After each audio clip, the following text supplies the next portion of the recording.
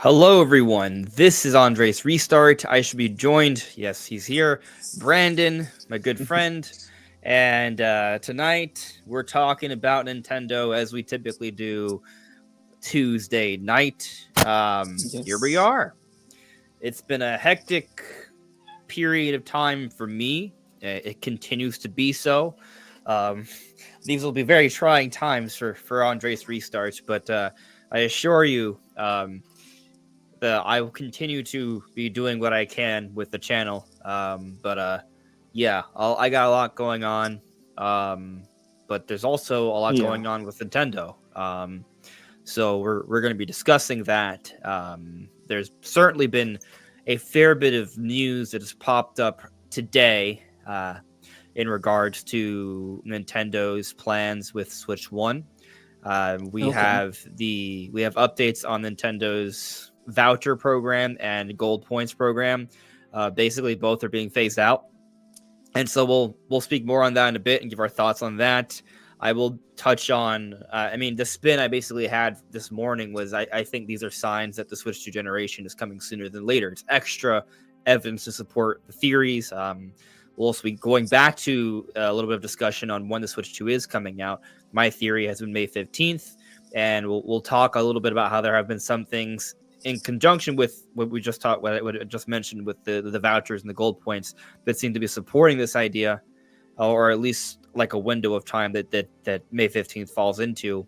And then we're also going to talk a little bit about Xenoblade Chronicles X because there have been some updates coming out there. We learned it looks like we've got a little bit of new information. Like there's a change to the game that is interesting. And cool. We're going to talk about a rumored Nintendo Direct. There has been an update from at least one of the leakers on the matter. And there's actually more. I don't know if we'll get to it tonight. I'll probably have a video about it tomorrow.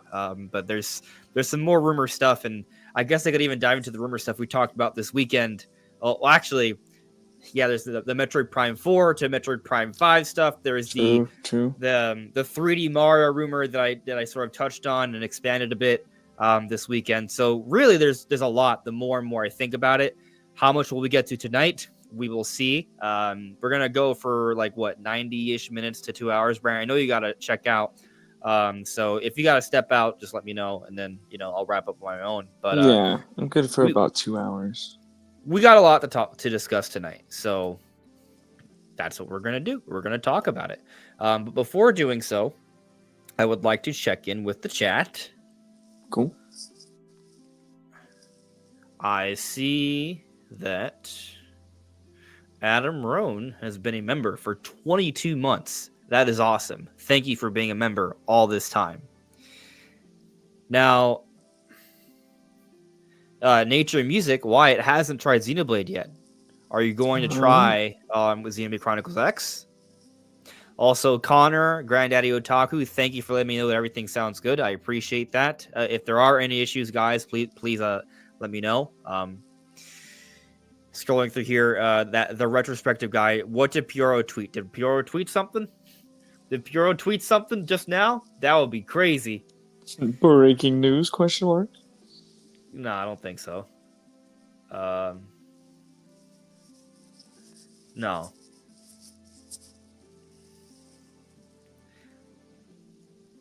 That's not a.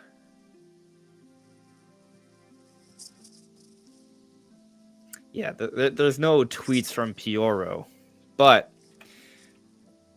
there is an update from Pioro, I guess you could argue. And it's just that his account has changed. Oh, okay. I talked about this a few days ago, but here, I'll show you. So Pioro used to have the Pioro logo and name, right? Right. Well, this is Piero's account now. There's no banner. Remember the twisted amiibo clock, or not amiibo clock, the Alarmo clock? That's gone. There's no Pioro logo, but that's been gone for a little bit. He had actually put a logo or avatar of Paldean Tauros, the water form, and that's no longer there. It's now just a coffee emoji thing. Yeah. And he calls himself not a leaker, even though Pioro is probably one of the most leakers there are. Right. So, there is a change there. Does it mean anything? It might, but it's kind of hard to say with certainty if what it means, if anything. But there have been Yeah. changes, just no tweets. New coffee game coming to Switch too. That's it. That's got to be what it is, or maybe something's brewing, right? Yeah. I like that. So there's certainly things we could interpret from that. But let's talk about the main thing first, and that's this I guess with the title for the stream, is there a Nintendo Direct still happening? And we actually got an interesting update from Brazil this Saturday. So I'm not going to share it, but I'm just going to read it out because there's information that Family Boards does not want to be shown, but it's not really relevant or not relevant enough. So I wouldn't worry too much about it. But this is what is said by Pedro Henrique. As promised, here's an update. Just talked overnight with my source, asking for reassurance, not unlike how this thread does, and they still insist some form of Direct is happening this month. This is the same person who clued me into the August presentation last year. But back in August, at this point, relative to when the event was supposed to take place, I'd already heard about it from someone else, which isn't the case now. Not really going to be going to try speculating what this could mean, as we'll soon see. Just laying it all out there. So that's pretty much what Brazil said in relation to this Direct that's supposed to happen this month. Right. So remember how we had Directs presentations in unprecedented fashion back in August? Well, it looks like that the source for that they gave Brazil that initial information is still adamant about a Direct being in this month, this late into the game.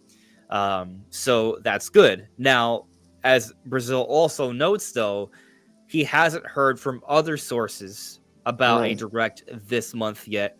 In contrast to last time, by this point, by this late into the month for August, he had heard from more than one source about there being a presentation. So you can look at it from it depends how you choose to look at it, right? Like regardless of how you spin it, it is still a rumor. But his primary source is still confident. He's asked multiple times. That's still what he's been told. Nothing has changed. But he has not gotten additional sources on it, which, additional sources help to strengthen the possibility of it, right? Or at least your belief in it. However, as we did discuss last week, Jeff Grubb, another industry journalist, did also say they had heard about a Direct this month, and he asked this source more than once, and it's a reliable source, according to Jeff, that they said, yes, there's still going to be a Direct this month, and that was last week that Jeff said this. So, Brazil himself has only heard it from one source, but it's I assume a reliable source the way he's continually said it. He hasn't heard a second source. However, Jeff Grubb, who also has a reliable source, has said the same thing. Is it possible they have the same source? Yes. So it's not necessarily like true corroboration, but I kind of assume it is corroboration because you would assume it's two different sources. But it's not necessarily guaranteed. It's not guaranteed, right? Exactly. But I feel like if I had to guess, I'm going to say they probably are different sources because Brazil's in Brazil. So their contacts are a little bit different than a lot of journalists here in the States, for example. Not guaranteed, but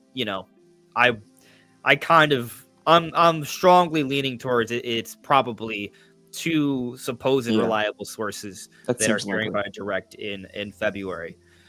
So that's where we're at right now, right? In terms of the reliable rumors on there being Direct in February still. But of course, we're pretty late into the month already. It's now February 18th. And really, we have this week and next week, and that's literally it. There are no more weeks left in the month. Now, just because it hasn't happened yet doesn't mean it won't happen. But we're kind of in a situation where if it doesn't happen this week, it seems pretty unlikely that it's going to happen next at all for this month, because next week is the Pokemon Day. I think it's the 27th or the 28th. Let me double check. Yeah, I know it's always at the end of the month. February 27th. So Pokemon Day, National Pokemon Day is on February 27th, the second to last day of the month, which is next Thursday. And so typically what happens, and it's been this way for the last few years, is that there is a Pokemon Presents on Pokemon Day. And we're expecting to get substantial news at least about Pokemon Legends ZA, but there's probably going to be more. Maybe not necessarily Switch 1 titles or Switch 2 titles, but still probably more Nintendo-related announcements. And regardless, Legends ZA might be the biggest Switch 1 game this year. There's a pretty good chance. So that's big. We're expecting to get in terms of sales, right? So it's going to be a big presentation next week, really, no matter how you spin it. And so it seems unlikely that they would have a Nintendo Direct next week and a Pokemon Presents. Now, of course, stranger things have maybe kind of happened. So I don't want to say that if like Friday comes along and nothing's happened yet, that it's not going to happen no matter what. But I would definitely be leaning in the direction of, well, maybe we get something in March, or we're just waiting until April. If nothing happens within the next, 48 hours. I will say, though, we think back to the August presentations. It was very interesting how it went down. Let me see. Let me pull up the Direct Archive just to get my dates, because I remember there being 2 presentations in August, and they happened pretty close to each other. Yes. Okay. Yeah. So the Museum Direct happened on August 19th, and then the Indie World Showcase plus Nintendo Direct Partner Showcase happened on the 27th. So me going back to August to look at those days, so it's as I'm looking at the dates, it's coming back to me now. So we had gotten an announcement for the Museum Direct the day before, not even 24 hours in advance. I think it was 12 hours in advance or something like that, Sunday afternoon, evening, depending on what time zone you're in, for the Museum Direct, right, on the 18th. And then we got the Museum Direct in Monday morning. So very quick turnaround there, less than 24 hours. And the announcement was on a Sunday and on a Monday, right? So let's say hypothetically we don't have an announcement for a Direct this week. I guess theoretically they could wait until Sunday, say, hey, there's a partner showcase dropping tomorrow morning or something. And then all of a sudden there is a partner showcase Monday morning, the 26th. And then, or not the 26th, but I'm looking at the August from last year, right? But at a calendar, the point is that it could be something like that. And then 3 days later, we have the Pokemon Presents. And so they could be divided by half a week. I think that's a stretch, but it's not. I don't think it's impossible. That's why I bring it up. Conceivable. What I think does make some sense, though, and I've seen some people already arguing that maybe it doesn't make sense, is to think that it's already too late for there to be a Direct because the Pokemon Presents is next week. Because we actually have seen Directs happen in back-to-back weeks more than once, but since we're talking about this past August, the Museum Direct happened on a Monday, and then 8 days later, we had the Indie World plus Direct Partner Showcase on the 27th, right? So it's very possible that we could have Directs in back-to-back weeks. That's not really too crazy. No. So, basically, if we don't see an announcement Wednesday or Thursday, that's when we start to enter sort of uncharted territory for maybe expecting back-to-back presentations. So I wouldn't give up hope yet, but we get to Friday. If you want to give up hope, I'm not going to really argue with you there. Facts. Yeah, it's it could be that they're just pushing it to next month, I guess, but I don't know. I'm still expecting it this month. We've had a February Direct every year. almost the entire Switch generation. But could be the exception. We'll see. But I'm not giving up hope yet. You're not giving up hope yet. No. Let's put a poll.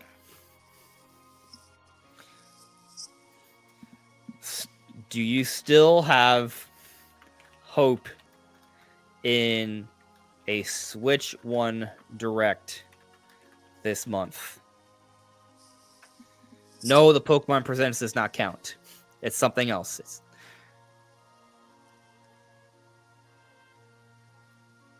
They even read the question correctly. Do you still have hope in a Switch 1 Direct this month? I did. Let's see. Yeah, the M52. I think that what you said there is interesting. The M52 said, "My hope is declining." I think that's a good phrase. My hope is declining.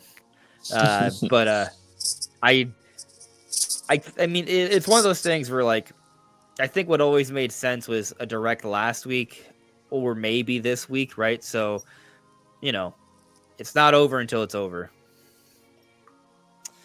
We did talk about recently that Kirby Planet... This is actually one of the topics we discussed, I think, on Friday. Kirby Planet Robobot, though, does seem like it's about to be announced. Because not only do we have the Robobot figurine that's having a reissue, but also a Kirby amiibo as well. And it's releasing on February 25th at Best Buy, which is next week, right? So the fact that there's a figurine that's being reissued and an amiibo line that's being reissued, that's a little sus. It's interesting evidence, especially when we have someone like Nate the Hate who says that Kirby Planet Robot is coming to Switch this year. And then when we look at the history of mainline Kirby releases, at least over the last decade or so, they've all come out in the first half of the year. So, and I'm accounting for remasters as well. Spin-offs, they can happen in the second half, right? There's a pretty good amount of recent history of spin-offs coming on the second half, but we're just talking about the mainline Kirby games, remaster or new. They have all come out in the first half of the year over the last, like I said, decade or so. So I think there's still plenty of reason to at least expect an announcement for Kirby Planet Robobot before the end of the month. So, I mean, obviously there's no guarantee there, but when we have an amiibo line for Kirby coming out February 25th, and then we also have the literal robot, an official Robobot licensed figurine being reissued, it's, as you said, it's sus, right? It's a good sus because we obviously want news on that, but it is sus. It's very curious. So, yeah, as Try says in the chat, I feel like that might just be a Twitter drop at this point. Very possible. Could be. I think in the video when I was talking about this subject on Friday, towards the end, I kind of suggested that maybe what we get is a shadow drop announcement or just a social media. Maybe it's not shadow dropped, but at least some sort of announcement of Kirby Planet Robobot on Twitter, and we have a partner showcase, and that's just what it is. So, maybe that's what it is. It might be more. That's hard to say. Now, I guess there's another. I saw someone else bringing it up in the chat. Samus Hunter is making a bit of a comeback. So they've been quiet recently. They were very quiet over a lot since the Switch 2 reveal. And I think a lot of people sort of assumed that maybe the reason they were so quiet is because, well, it seemed like they had been wrong, because one of the big rumors coming out from Samus Hunter is that Metroid Prime 4 Beyond is going to be a launch title. And what Nintendo showed in the Switch 2 reveal trailer was some few seconds of Mario Kart, presumably 9. And Samus Hunter had said that Mario Kart 9 is not going to be a launch title, or suggested so, right? Yeah. But here's something interesting about that. I talked about in a video how, well, what if neither is wrong, right? Like, what if we're getting both. What if Mario Kart 9 is a launch Yes. title and Metroid Prime 4 is a launch title? What if The we're getting dream the duo. nation? And perhaps Samus Hunter simply didn't hear about Mario Kart 9. Like, they're not going to, not every insider leaker is going to get every source, right? So Yeah. it's possible. I You're see almost always dealing with partial information. Yeah. I see Wilberforce Wooster in the chat saying Samus Hunter, might as well talk about Zippo rumors. And I strongly disagree, right?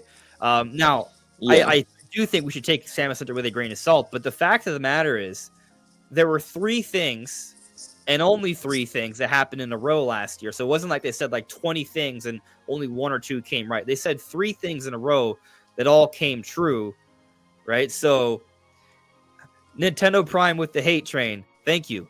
But the fact of the matter is, right, Samus Hunter, first thing they said was Emio the Smiling Man. They told us it was going to be a Famicom Detective Club game. Not many people thought that. Even Pioro backed them up, right? We have the receipts. Pioro backed up Samus Hunter in the thread when they said it, and then a little bit afterwards, we got confirmed. They teased 2 things. They teased Silk Song, which they said would be shown off by winter. Winter hasn't ended yet, so if there's a direct this month of Silk Song, then they'd be right. We're waiting to see on that, right? But they had also said that there would be a Donkey Kong Super Nintendo World Direct, and then a few days later, like a day or 2 later, right? Like, not like we waited like months, like a day or 2 later, there was a Super Nintendo World Donkey Kong Direct. So they were correct again, and then in October, I think the Donkey Kong thing might have happened after the Xenoblade thing. But the point is, these 3 things happened in a row. Right. They teased Xenoblade Chronicles X Definitive Edition, and then shortly afterwards, it was announced. It's not just that they said it and we waited months, a year. No, they said it like right before it happened, like when it was imminent. So those 3 things in a row. That's why we pay attention. To compare them to Zippo is just, well, it's just not. It's not fair. Yeah. Zippo will say like 50 things and get 1 or 2 things right. Samus Hunter got 3 very hard things in a row right beforehand, as if they knew they were imminent announcements. Now, that doesn't mean we believe everything they say, because we don't know what's next. We're still waiting on that Silk Song thing. We're not sure if Metroid Prime 4 is a launch title, and so we're kind of waiting to see, right? But yeah, Samus Hunter has come back. They are now Dark Samus Hunter, apparently. Oh. And Zarva on Twitter asked, and Metroid Prime 2 remastered in February? Dark Samus Hunter says, yes, the month isn't over. So we'll see. We'll see. The month is not over. So if Metroid Prime 2 remaster is announced this month, then that's another little achievement for Dark Samus Hunter. Now they went evil, apparently. And they were also asked, Metroid Prime 2 and 3 remaster next week in the Nintendo Direct, right? I mean, it's literally the last chance. Dark Samus Hunter says, yes, prepare your wallet for this week. That was yesterday. So, yeah, I mean, they're saying, Dark Samus Hunter saying this. So we'll see what happens. If something's announced this week, then great. If not, then, we can just forget about them. There is something else that they were asked about. No, this is last month, so actually no. I'm gonna just leave that alone. But those are the Dark Samus Hunter updates. I don't know if we'll see what happens. If something happens this week, if we see Silk Song and Metroid Prime 2, then maybe we can trust them, because that's 5 things in recent history that they've gotten right. But if not, dude, then Silk Song would be pretty big. Just because, I haven't seen that game in so long. There's been so many credible people, in fact, who have been like, yeah, Silk Song. And then, nope, no Silk Song. So there is Silk Song. I mean, winter is kind of a broad time to predict something. But still, I mean, it would technically be true. So it would be kind of a big thing to predict. If you go back to their initial tweet on this, they said they weren't sure if they should say this yet, right? So, but we'll see. And I think my thing about it is, I don't expect them to get everything right, even if they are legitimate. But it's more so about just seeing to what how like are they getting most things right? Because if they're getting most things right, I think that's good enough. Because when we're talking about things that haven't been announced yet, there are things that are subject to change, right? Oh yeah. So basically, I think this is the week. Like after what Samus Hunter said here, like if they get these things wrong, then I think we can just kind of forget about them. Maybe they had a source, and then that's why they got some things right. But with all these other things they said, it's kind of like, I don't know. Yeah. Yeah, we'll see. But there's still like that's the direct stuff, right? But there's something that happened, and I touched on it in today's video. I'm kind of curious on what you think of this, Brandon. But I think we got a little bit more evidence that Metroid Prime 4 Beyond and Pokemon Legends ZA are cross-gen titles. And so I'm actually curious what everyone in the chat thinks about this. So let me go ahead and show you what I noticed. And I was like, oh, I think this is very curious, right? Maybe I'm misreading it, but I don't think I am. So check this out. As soon as I find it. I don't know where it is. There we go. Okay. So this is we got news today that Nintendo's discontinuing the My Nintendo Gold points, right? And so here it reads, as of 9:30 p.m. PDT on March. Can you read it? My voice is dying. Let's see. It's very small for me. All right, that's okay. I'll read it. I took a moment to drink some watered down cola. I tried closing the chat in full screen, but even then, it's very small text. It's screen. Okay. I just needed a moment. We're good. Thank you. As of 9:30 p.m. PDT on March 24, 2025, it will no longer be possible to earn my gold Nintendo points when purchasing digital content. Gold points will still be earned after the time in the following scenarios. When you have pre-ordered digital content before 9:30 p.m. PDT on March 24, 2025. Any pre-orders for digital content made before 9:30 p.m. PDT on March 24, 2025 will earn gold points, even if the payment will be processed later.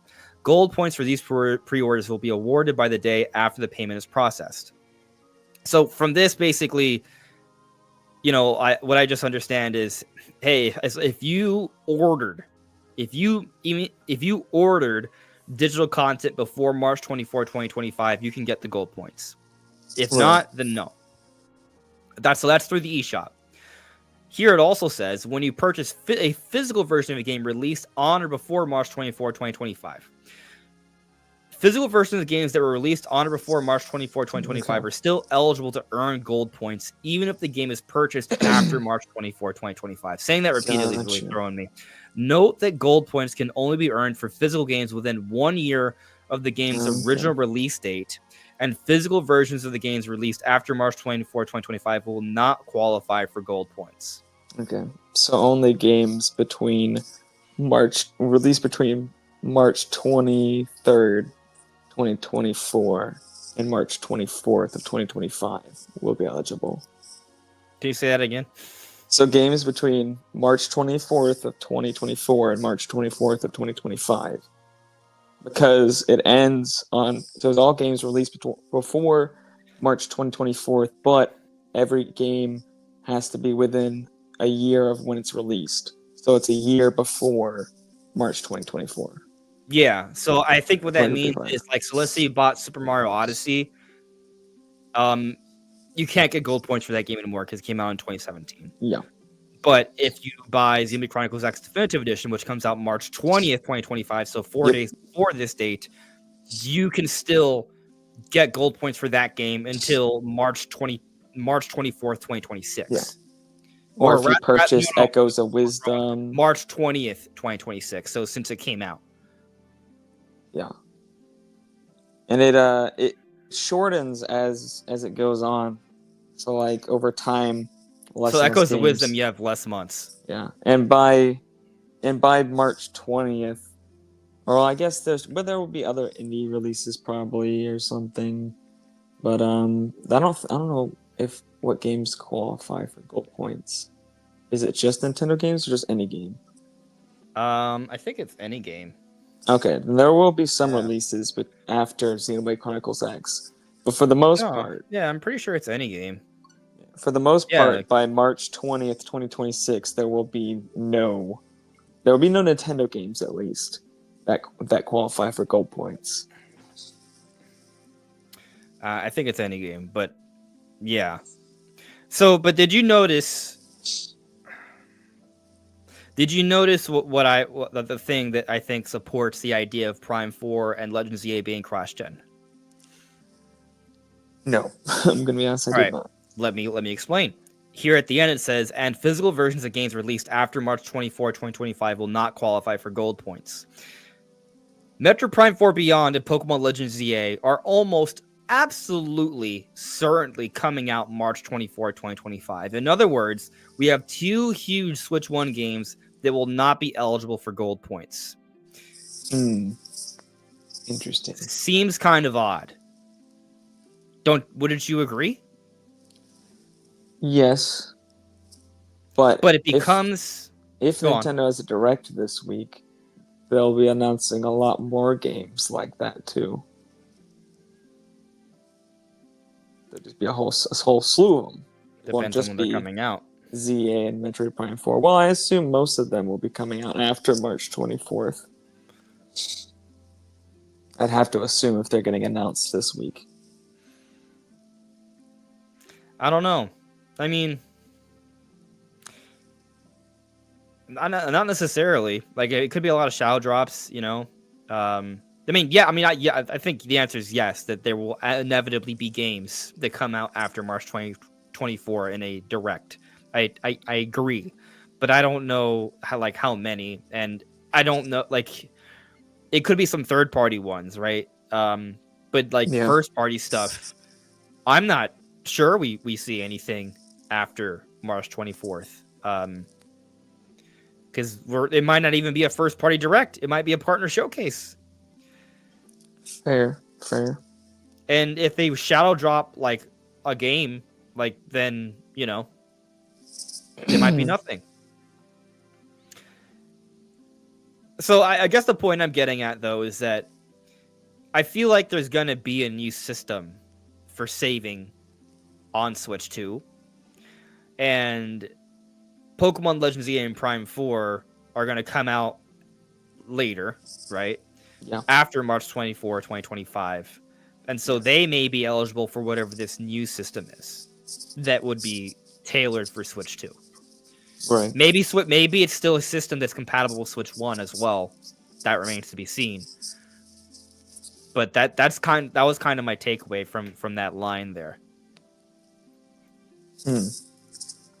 I mean, I could see that angle for sure. I just feel like there's equally like, you can just play devil's advocate really easily. I feel. I don't know. I think it depends on how I feel about it. Depends on like what gets announced in the direct and like when it's dropping and stuff. If there even is a direct.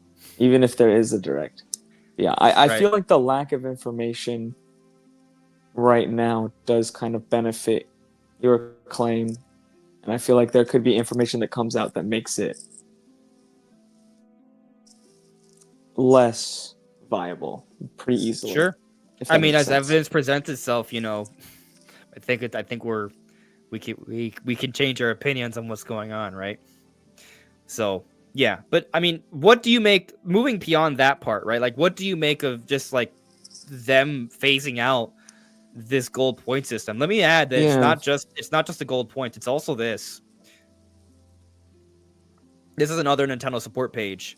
The Nintendo Switch game vouchers cannot be redeemed for game exclusive to the Nintendo Switch 2 system. Any exclusive Switch 2 games, there is no voucher system for Switch 2 games, basically, which also tells us that they're phasing out this system as well. So both of these discount systems not going to be a thing on Switch 2. It's kind of worrisome, in my opinion. Less the gold system, and more the the voucher system, because I worry the reason they're doing that is because Switch 2 games are going to be more expensive. So if they are $70, We won't be able to save money. Like like you remember how like Tears of the Kingdom was $70. Yeah, So we can use a voucher system to save a little bit of extra, right? Like, so yeah, I remember I used a voucher system to get Pikmin 4 and Tears of the Kingdom, right? So in nice. USD, that's $130, but I only spent $100 to do it. So I saved Right. $30 doing that. And then I Oh also yeah, had my 5% back in gold points. So that yeah. 130 in gold points, that's like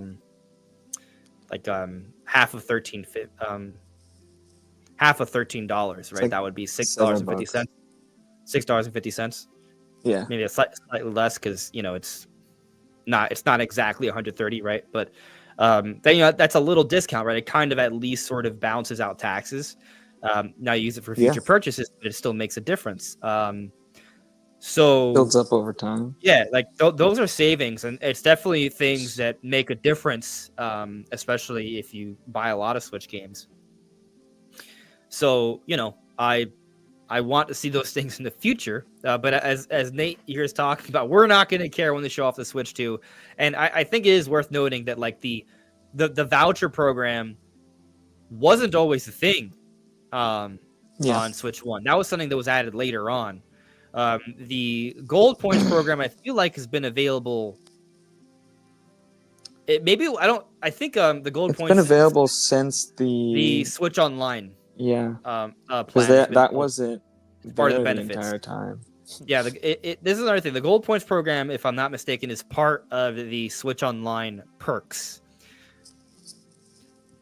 So that's something else to consider there, right? But it also then has me wondering. Okay, like I think we all sort of expected that, and Nintendo Switch Online was going to get some sort of revamp. This could be a Yeah, sign of that. Like they are probably going to yeah, change what Switch Online offers on Switch 2. And there may be a completely different system involved, right? Like they may be more so trying to emulate what PlayStation does, where there's just like because with PlayStation you can get like free games and things like that. right. So then there might be more of a library like that, which could be really nice. And there's other ways to save money. It's just not the same system. It might Yeah, even be a better system depending I on how would you look at love it. if they did like a kind of Game Pass light, but Yeah, Nintendo. That would be. I would pay for that. like what if like they do it like PlayStation, right? Like every month they have 2 or 3 games you can pick to download, and you have those games for free as long as you're an NSO member. And so what if like the launch day is switched to like, hey, since you're an NSO premium member, you can download Mario Odyssey and Breath of the Wild for free, and they have a 4K upscale. Mm, That'd be pretty cool, nice. and then maybe like 3 months later, it's Smash Brothers or something, or whatever sort of random title that came out 7 years ago. Like that, I think that's something they could do. They could add some value. Yeah, I could see that just because it's I just older see Switch Nate One software. disagreeing so much. Nate, are you busy, bro? Do you want to join? I assumed you were gonna do your own live stream later, but if you want to join, I'll send you that link. Yeah, Get in here. yeah. Get Get in over here and here. let's rumble. All right, cool. I'll send you a link. You can come in for half an hour. Let's do it. Let's rumble. I haven't had a fight in a while. I miss them. I'm just saying. We're not gonna fight. We might disagree, or I'll just hear what he has to say, and then I'm like, oh, that makes a lot of sense. All right, so I sent a link to Nintendo Prime. He's gonna join us for a few minutes. I think he said he was finishing setting something up real quick. Yeah. Well, when he comes in, we'll chat for a few minutes on what's going on. But yeah, in the meanwhile, I guess I mean, I don't know what else I have to say on like this stuff. I would like to see if there's a new system in place, great. Like, and I think it goes back to what you were saying before. We don't know, right? We don't know what they're going to do. But I do think there has been reason to kind of have a little bit of optimism that Nintendo is revamping their online system in some way. What exactly they're going to do remains to be seen, but there are the theories about the C button and it offering like group chats and things like that with other NSO members. Right. There have been some talk about us being able to use like just a typical headset with the Switch to more like with every game, not just Fortnite, and just literally being able to chat with people like you can on Xbox and PlayStation. Like it's just a normal thing. It's not like hopefully like an OS level. Yeah, perhaps. And so these would just basically be things that would just be kind of like the norm on other platforms, but they're like, oh my god, you can do it on Nintendo. That it's a big deal because it's on Nintendo. So there's a lot of things Nintendo could do to revamp their online system. What they do, we shall see. I guess in the meanwhile, what I'll do is I'll check out the super chat from Granddaddy Otaku. Thank you for the super chat, by the way. I appreciate it. Here, Granddaddy Otaku says, throwing this out there. Mainline Lego style Zelda game 2526. P.S. You are all awesome, beautiful human beings worthy of love and cookies. Thank you for the love and cookies. I very much appreciate that. I'm not the biggest Lego game fan, but I am at least what Lego aware. Games have you played? None. None. That's rough, bro. Right. Well, okay. That's a whole in your gaming repertoire. I know they're good games though. Like I know like Lego City Undercover is considered like a pretty good game, and they've done some high quality Lego games Lego that are Star Wars, Lego Jones, Lego Batman, Lego. I'm aware. I am aware. Right. It's not like back in the early 2000s where Lego games were just kid games and that's it. Like they're not good. They're just whatever. They were always good. How dare you? Okay. Well, I guess today I'm the hater. Regardless, I am conceding that there are a lot of good Lego games that come out. Right. So I would love to see a Lego Zelda in the style like how Horizon Zero Dawn is like actual, like everything's made of Legos in that. I'll tell you this, dude. If like, so in the Wind Waker, what is it? The Scorpion boss. Is it is it Wind Waker's version of Goma? I think so. But it's like the thing is Goma changes. It's but it's usually some type of arachnid. But it's not always the same type of arachnid. It is, it's so. In Wind Waker, Goma's a giant scorpion, but in other Goma's a spider. But, hey, what's up, man? Hey, how you doing? Good. Thanks for popping in for a little bit. Oh, my camera messes up. Don't worry, I'll fix it. Okay. Right. So we're just finishing our thought here from this super chat from Grandy Otaku. I'll say that like if there's a Zelda Lego game, I can literally like visualize Wind Waker Goma Lego style, and I'll say that looks freaking cool. Like in my head, that looks freaking cool. And if they show that in a trailer, I'd be freaking out. But at the same time, if we got Wind Waker Lego instead of Wind Waker HD, I think people would die. I would honestly be happy with that. I have means of playing Wind Waker HD if I want to. My Wii U still works.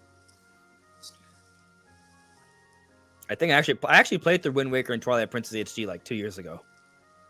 I marathoned them both. It was right before Tears of the Kingdom came out. I ran through both of them. Anyway, Nate, I saw you had some thoughts in the chat regarding several things, right? We don't have to talk about the Samus Hunter stuff because I'm not even like trying to argue Samus Hunter is like super credible right now.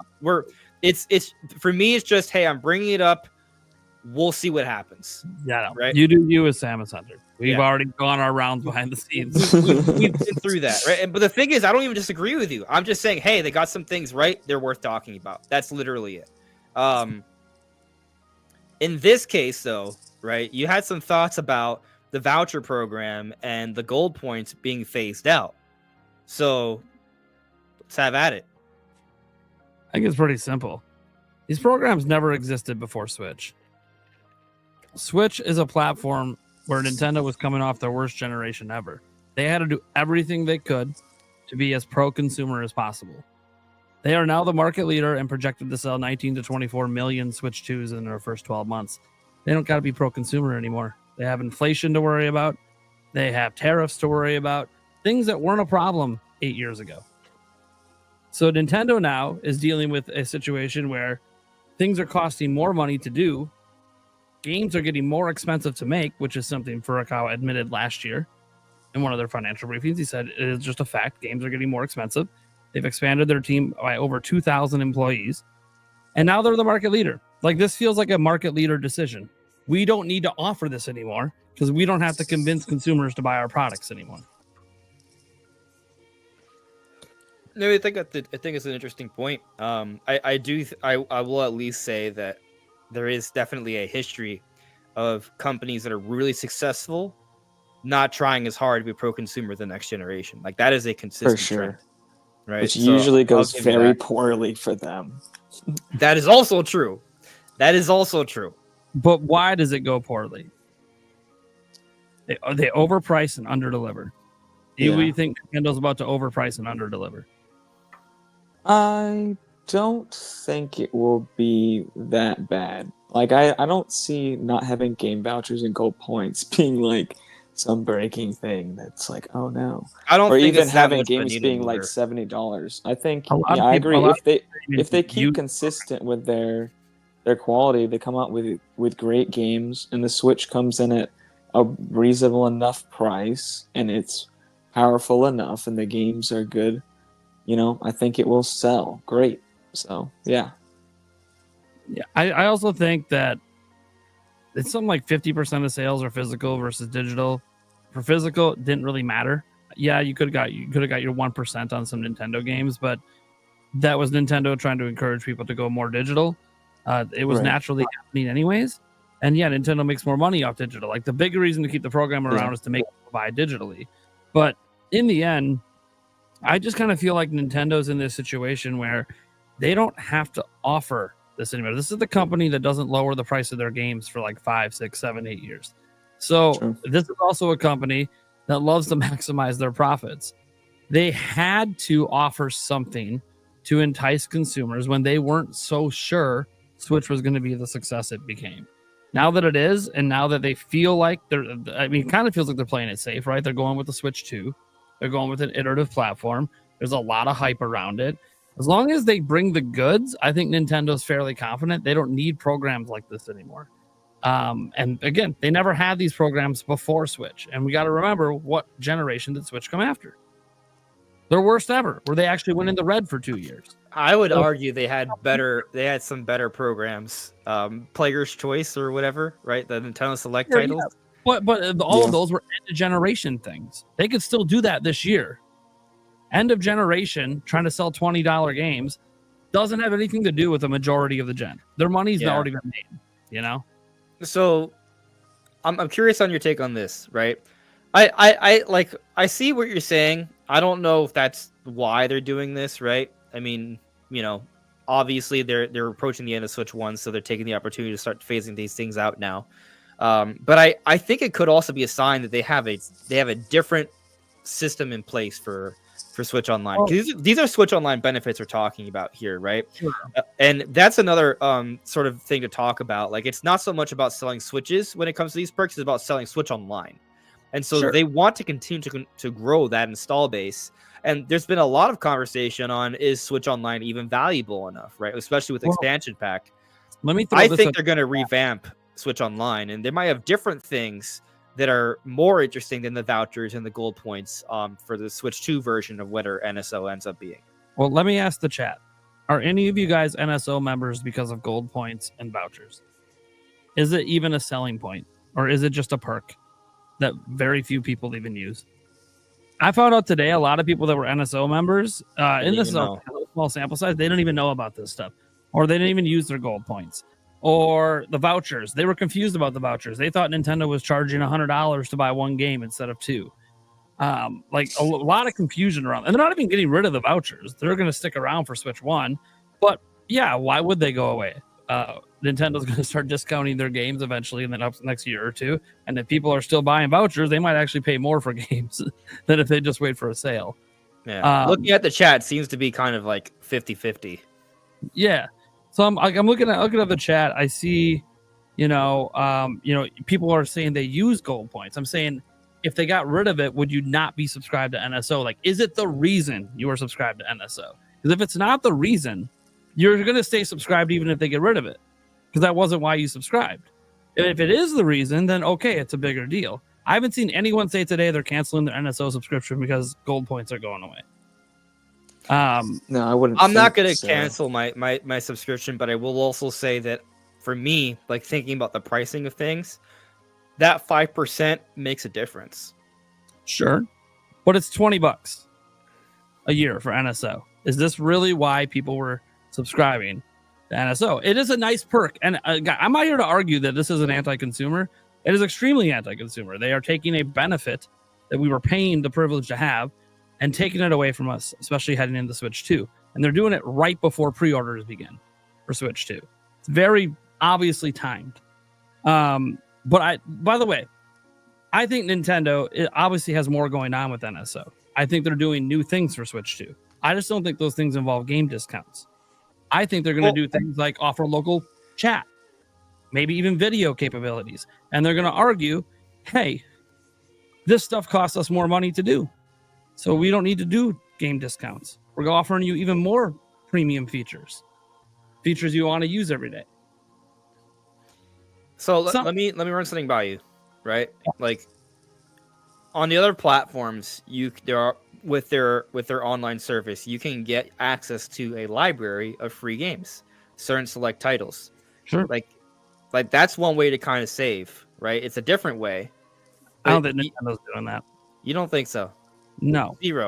Zero chance. Because Nintendo's titles are evergreen, these other platforms are not. These titles, when they bring back Breath of the Wild in 4K, they could literally sell it for $70 and still sell like 10 million copies and make a shit ton of money. And I know we could scoff at it and be like, oh, we're not interested. It's the most popular Zelda game of all time. Enough people are going to pick. They're going to sell millions. They're not going to give up sales to offer us free games like that, because their argument's going to be, what do you think the classic game library is? We'll just keep adding to that.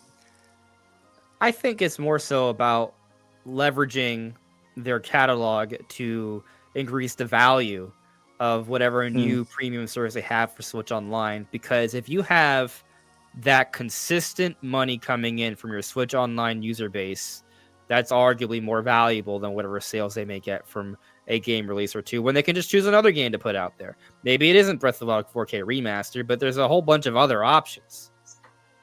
Sure. And you could argue Nintendo already does it to an extent, right? Like, look at all we have, like NES through N64 and other things. There's a growing library there. We're really only talking about expanding that.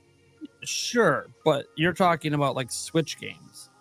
Like you brought up like Breath of the Wild, like a Switch game. It's like, okay, that's a gen old. Nintendo's not about to offer us gen old games for free when they can remaster, remake, patch, charge you money to make more money. Like, I understand, like, we're talking about, oh, it's all about getting the NSO subscriptions and getting a bunch of, okay, even if they had 100 million, like PlayStation does, it's 100 million at $20.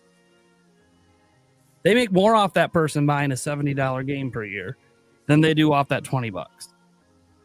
So Nintendo's doesn't run like these other companies. They are way more profitable than what other companies are doing at what they're doing while making less revenue. And that is because of how they manage their game budgets and everything else in between. Yeah. Obviously, now they got movie franchises doing really well and yada, yada. They've expanded their revenue. But it's one of these situations where I think people are trying to give Nintendo a little bit too much benefit of the doubt, thinking they're going to look at what other companies do and just do what they do, when those other companies can't do what Nintendo does. Nintendo's IPs are arguably more valuable because Breath of the Wild could have a 4K patch on Switch 2, and they could not drop the price, and they could keep selling it at $60, and it could end up selling another 5-10 million units without them even re-releasing it, just off having a patch for Switch 2. Like, these are evergreen titles. Sure. Breath of the Wild sold over 1 million just last quarter. We're talking year 8. and it just sold 1 million in a holiday season. Like, Nintendo's got no incentive to give any of these games for free. Now, you could argue, okay, what about ARMS? Sure, they could throw an ARMS in there. They could throw games that aren't really ever. They want to put Metroid Dread in there, right? Like, people aren't really buying that anymore. Mario Odyssey's not really selling that. Yeah, well Mario anymore, Odyssey kind of is dead in the water, right? Yeah, they could do something like that. Or Nintendo could wait, have the new 3D Mario come out, drop Mario Odyssey in 4K with extra features in like 4 years in between Mario games, and sell it for $70 and end up selling 5-10 million of that. What sounds better to Nintendo's wallet? I know it's fun to think about the long-term prospects, but there are so much other things Nintendo is missing with online that why are we talking about just throw more games at it? How about you give us features people actually want with online? So, all right. Let's touch on that, right? Because I agree they got to expand the Switch Online service. And all I'm really getting at, right, is that I do think that there is going to be some incentive thrown in. It's not just going to be one thing. Like, it's not just going to be one thing that they're going to change with Switch Online on Switch 2, right? I agree the improved voice chat features. We're on the same page with that one, right? Yeah, who doesn't want that stuff? Right. I think we both think the C button's the same thing. We're on the same page with that. I think that's gonna be a big thing. And some people might argue that shouldn't be paid for, but Nintendo's gonna make it paid for, right? But I think there's like the same way how there is like when they first put out a Nintendo Switch Online, that those gold points were part of the incentive package. I think that there's going to be a new incentive. It may not be the same thing. Maybe it's rethought a little bit in a way that is more, cost effective for them. But I still think there's going to be something. And it's going to be something that fans are going to look at like, oh, okay, that's a neat way I can potentially save money. I think that's still going to be there. That's fine. I just don't think Nintendo cares about people saving money anymore. I think they care about getting people to buy Switch Online. Gold points and vouchers do give you, because it's the same thing like when you go to like a restaurant like McDonald's. They always want you to get the app because they want you to get rewards points, because when you get rewards points then you're willing to spend more money because then you get more points, and then the more points you have, you get something little, and then you want to get more stuff. So you're like, oh, I have $5 in gold points, I might as well buy this $60 game now. That's a good point. Sure, but did you know you could buy like 2 value meals and then you get a free value meal with the points? Like, that's how insane that incentive program is. You go there twice, your third time's free. Nintendo's not giving us the value of buy 2 games, get a third free. No, but I think the point is that the way the gold points worked is that it did sometimes lead to additional purchases, right? Like, so if you have enough gold points where you can get a $5 to $10 discount, you're more likely to buy that $40, $50, $60 game because it's all of a sudden a little bit cheaper for you. I know for a fact several times, right? Because, like I'm still in a position in my life where I have to be careful with what kind of money I spend, right? And there have been several times where I'm like, oh, that's right. I just bought Tears of the Kingdom. That's a whole bunch of gold points. I can get a discount on another game, so it's definitely led to me giving Nintendo more money. Well, let me ask you, because I don't know about obviously your purchasing habits. That's on you. There isn't. I use my gold points because why wouldn't I? They're there. Duh. But I've never made a decision that I was going to buy a game because I had gold points. It was a game I was going to buy regardless, even if I didn't have them. I think it depends on the person. It depends on the situation. Well, I was asking with you, like, you use your gold points, but did you make a purchasing decision because you had gold points, or was it just a nice to have with something you were already planning to buy? Normally, for me, right, if I have gold points, I just use them because I already have. Let me rephrase. I just take advantage of the situation. I'm just like, oh, that's right. I can save a little bit when I buy this game now, right? But there have been different times in my life where my spending habits have been a bit different, right? And maybe, especially we go back to the earlier part of the Switch era where there was bigger games I was buying with more frequency, so those gold points would stack up more, and so that was a fatter number, right? And maybe there's a game out there like, oh, I have this many gold points. Let me give it a try. Also, we have to consider that we're like hardcore Nintendo fans who are going to buy certain games no matter what. There's a lot of different types of people who own the Switch, and a lot of people who have a much smaller gaming budget than we do. Sure. But that's the thing. When you have a really small gaming budget, you're not buying a lot of games, which means you're not getting a lot of value from the gold points. Because you're just not. If you're someone that buys 1 or 2 games a year, you end up with what, $3 in gold points at the end of the year. That's if you remember to use it. It's not that huge of an incentive. Like my argument is, I don't think it was ever that big of an incentive in the first place. I think it's a nice perk and a nice benefit. If you guys didn't know, Xbox has a very similar thing. If you're subscribed to Ultimate, you buy games digitally from them. They will give you a kickback. Now their kickback's horrendous. It's like 0.02%. It's horrible. I was just told if I spend another $150, I'll finally have $1.25 in bonus points to spend. Jesus. I'm like, holy shit, that's like not. That's not worth it. Let me ask you something, right? All right. First off, right? Their gold points are done, right? So arguing that they should keep them that's not a thing. No, yeah, it's done. All I'm saying is that they may have a new system, and maybe that new system is better constructed to encourage more sales, but also have people save money. Like, there's ways. It depends on the person, but there's ways to trick people into buying more things. But just hypothetically speaking, right? We get 5% back on, or we got, well, it's still a thing. We get 5% back on gold points, gold points, the same gold points, right? But sometimes there are deals where you can save 10%, right? They double. They've had they have like double weekends and stuff like that. Yeah. So, but like, what if Switch Online expansion pack, it was always 10%? I mean, right? Like all of a sudden, you get 10% back every time you buy a game. That's more than taxes. So that becomes more significant. I mean, it depends on the state, but there are some states that the taxes. I understand what you're saying, but you still get my point. No, that's double the percentage. That becomes more significant, and it's a difference of payment tiers, right? Like you could, like, imagine a system like they could have done something like that. Like, I don't know, like I would have. I mean, I was getting expansion pack regardless, right? Because I'm a Nintendo YouTuber. But for people who aren't Nintendo YouTubers, they weigh these things a little bit more. Yeah. Well, so the reason I think, by the way, I'm not saying Nintendo's not going to have a new program. They absolutely could. I'm saying that I don't feel like they have an incentive anymore to do so. I feel like they were highly incentivized with Switch because they weren't sure it was going to be a big success.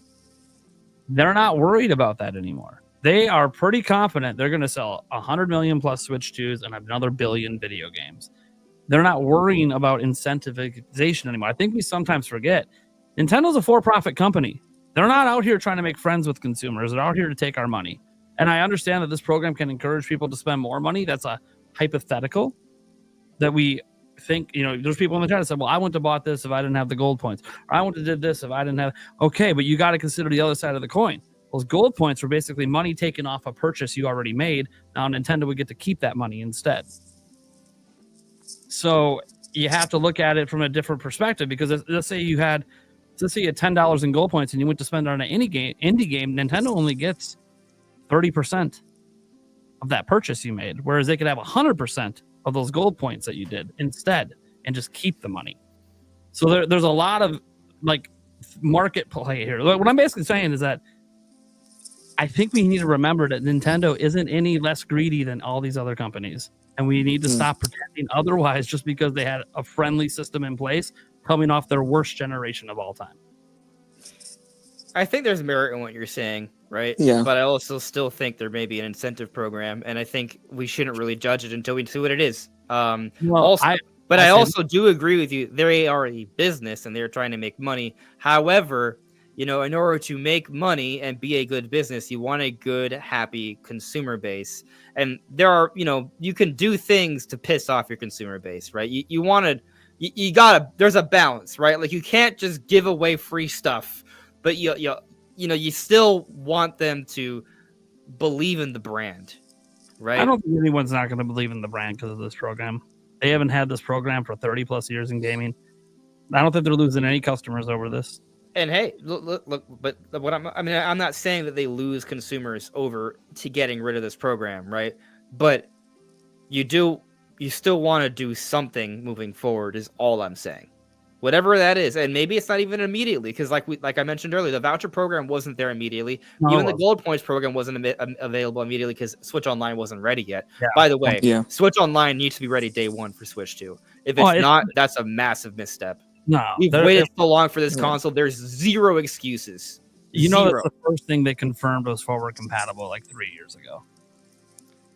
It's Right. going to be there day one. It's a subscription service. It's not going to not be there day one. It has to be. Now, it might not be fully featured, but bare minimum, the ability to play online, cloud saves, all that's going to be there day one. You can only have backward compatibility without cloud saves working day one. I mean, they literally said that the account system would be moving forward when they released it. Like, we knew back then. So the plan the entire time has for the account system to be like a way to bridge the gap between their generations when the next one came.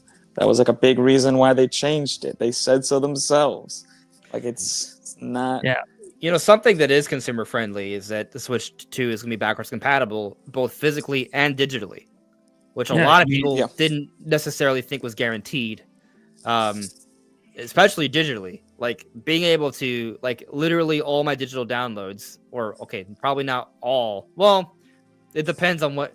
We assume, like, 99.9% of all Switch games are going to be backwards compatible. There's things, as an example, there's no IR cameras on the controller. Right. So, like, game, you probably technically can play, but you can't play it with what you bought Switch 2. You have to have You need a Joy-Con. A Joy-Con, which you are already going to have. Which you're going to need for Ring Fit Adventure to keep using that because the new Joy-Cons are bigger. They won't fit in that stuff. Right. So, like, that's just going to be true of several games where it's like, well, we can't guarantee. Like, if you turn in your Switch to buy a Switch 2, well, you might also be giving up your ability to play certain games. Maybe. But yeah, I think the biggest thing when I'm looking at all of this is just Nintendo's goal is to excite you with their software, right? Like, NSO is going to be their day one. That's not even a concern. Backwards compatibility, as much as people doubted it and MVG put out doubts and stuff, if Nintendo didn't have digital and physical backwards compatibility, that would factually make them behind what their competition's doing. They got into digital for Nintendo heavily with these shops, and they offer digital and physical backwards compatibility now. I don't know if that's going to be forever because I'm not so sure PlayStation 6 is coming with the disc drive. But then again, doesn't need 80% of their sales are digital. Like, they're very clearly phasing out physical. Xbox is pretty much done with physical at this point. They can't even buy physical games at most of the stores anymore. So I just kind of, this is the way I look at the whole thing. Nintendo announced they're closing down this and they're not bringing vouchers, at least the current voucher program, forward to Switch 2. Can they replace it? Sure. Do they need to? The answer, I think, is no. So if it's not a need, it has to be something that they want to do. And I think their focus is mostly going to be on, we're going to just make NSO better, which, by the way, could lead to a price increase, which I know people don't want to talk about that. Yeah, I've had that. One way to sort of leverage that price increase is by having a new savings incentive program, which you don't necessarily disagree will be there. So I don't want to continue to harp on this. I feel like we're going in circles. I don't think it's going to be there at all. I think people are making assumptions on something Nintendo's not promising you. I'm now dropping you from the chat. Just kidding. That's bad. I got to stream in 10 minutes anyway. I know, but which is why I want to just move on. Sure. Because there's actually, I could get your opinion on a whole bunch of stuff, but this. Oh, you missed this. You missed this, my friend. Always. Used to be a week. Shout outs to Boo Mini with a gifted membership. Boo Mini, the gift membership giving MVP. Thank you. Taker610 with a relevant super chat. I'm so glad Andres and Brandon have already committed to the April 2nd and 10 Byte podcast. After all, we never gave Andres permission to quit. That is hilarious. Thank you for the super chat, Taker. Apparently, they've scheduled me in for my first time on your show already. For you. I mean, we pretty much take unlimited people. Yeah. I mean, it's definitely an option. That's up to you guys. I don't force people to do anything. I don't. I think there's just so much stuff going on. I can't commit to squat that far. That's true. I have no like, idea. If I didn't have a podcast that day, I don't even know if I'd be live streaming that day because there'd be so much to cover. But the thing is, like, there's the maybe will be at the I mean, okay, maybe probably not, right? That probably won't be able to go to the Switch 2 experience, right? But I haven't given up hope on that wait list. I check my email every day. And I will not give up hope until it's over. That's understandable. Yeah. I potentially might get invited to go as a because I think you can bring guests with you, right? So I have really bad news for you on that. No, unless your account was already registered with them and they already signed you up as a guest when they signed up originally, you can't go. And if it's somebody who has an account that they're going to try to let you use, the birthdays have to match up, and you can't change birthdays on accounts. You can't go. I already know this because I've already tried to get in the exact same way. Okay. And all right, regardless, I have had the expectation it's probably really hard to get to the Switch 2 Experience event, but I haven't given up hope because I'm still on that wait list. There's gonna be a lot going on during that time, but then we have PAX in May and maybe the launch of the console. There's so much going on with that. Oh, yeah, so I mean, Switch going to be at PAX for sure. I'm sold on it. Nintendo's there every year, and they're launching a new system, and they're American. Were they there? Were at PAX East last year? Yep. What do they? I mean, what do they even have? It was pretty.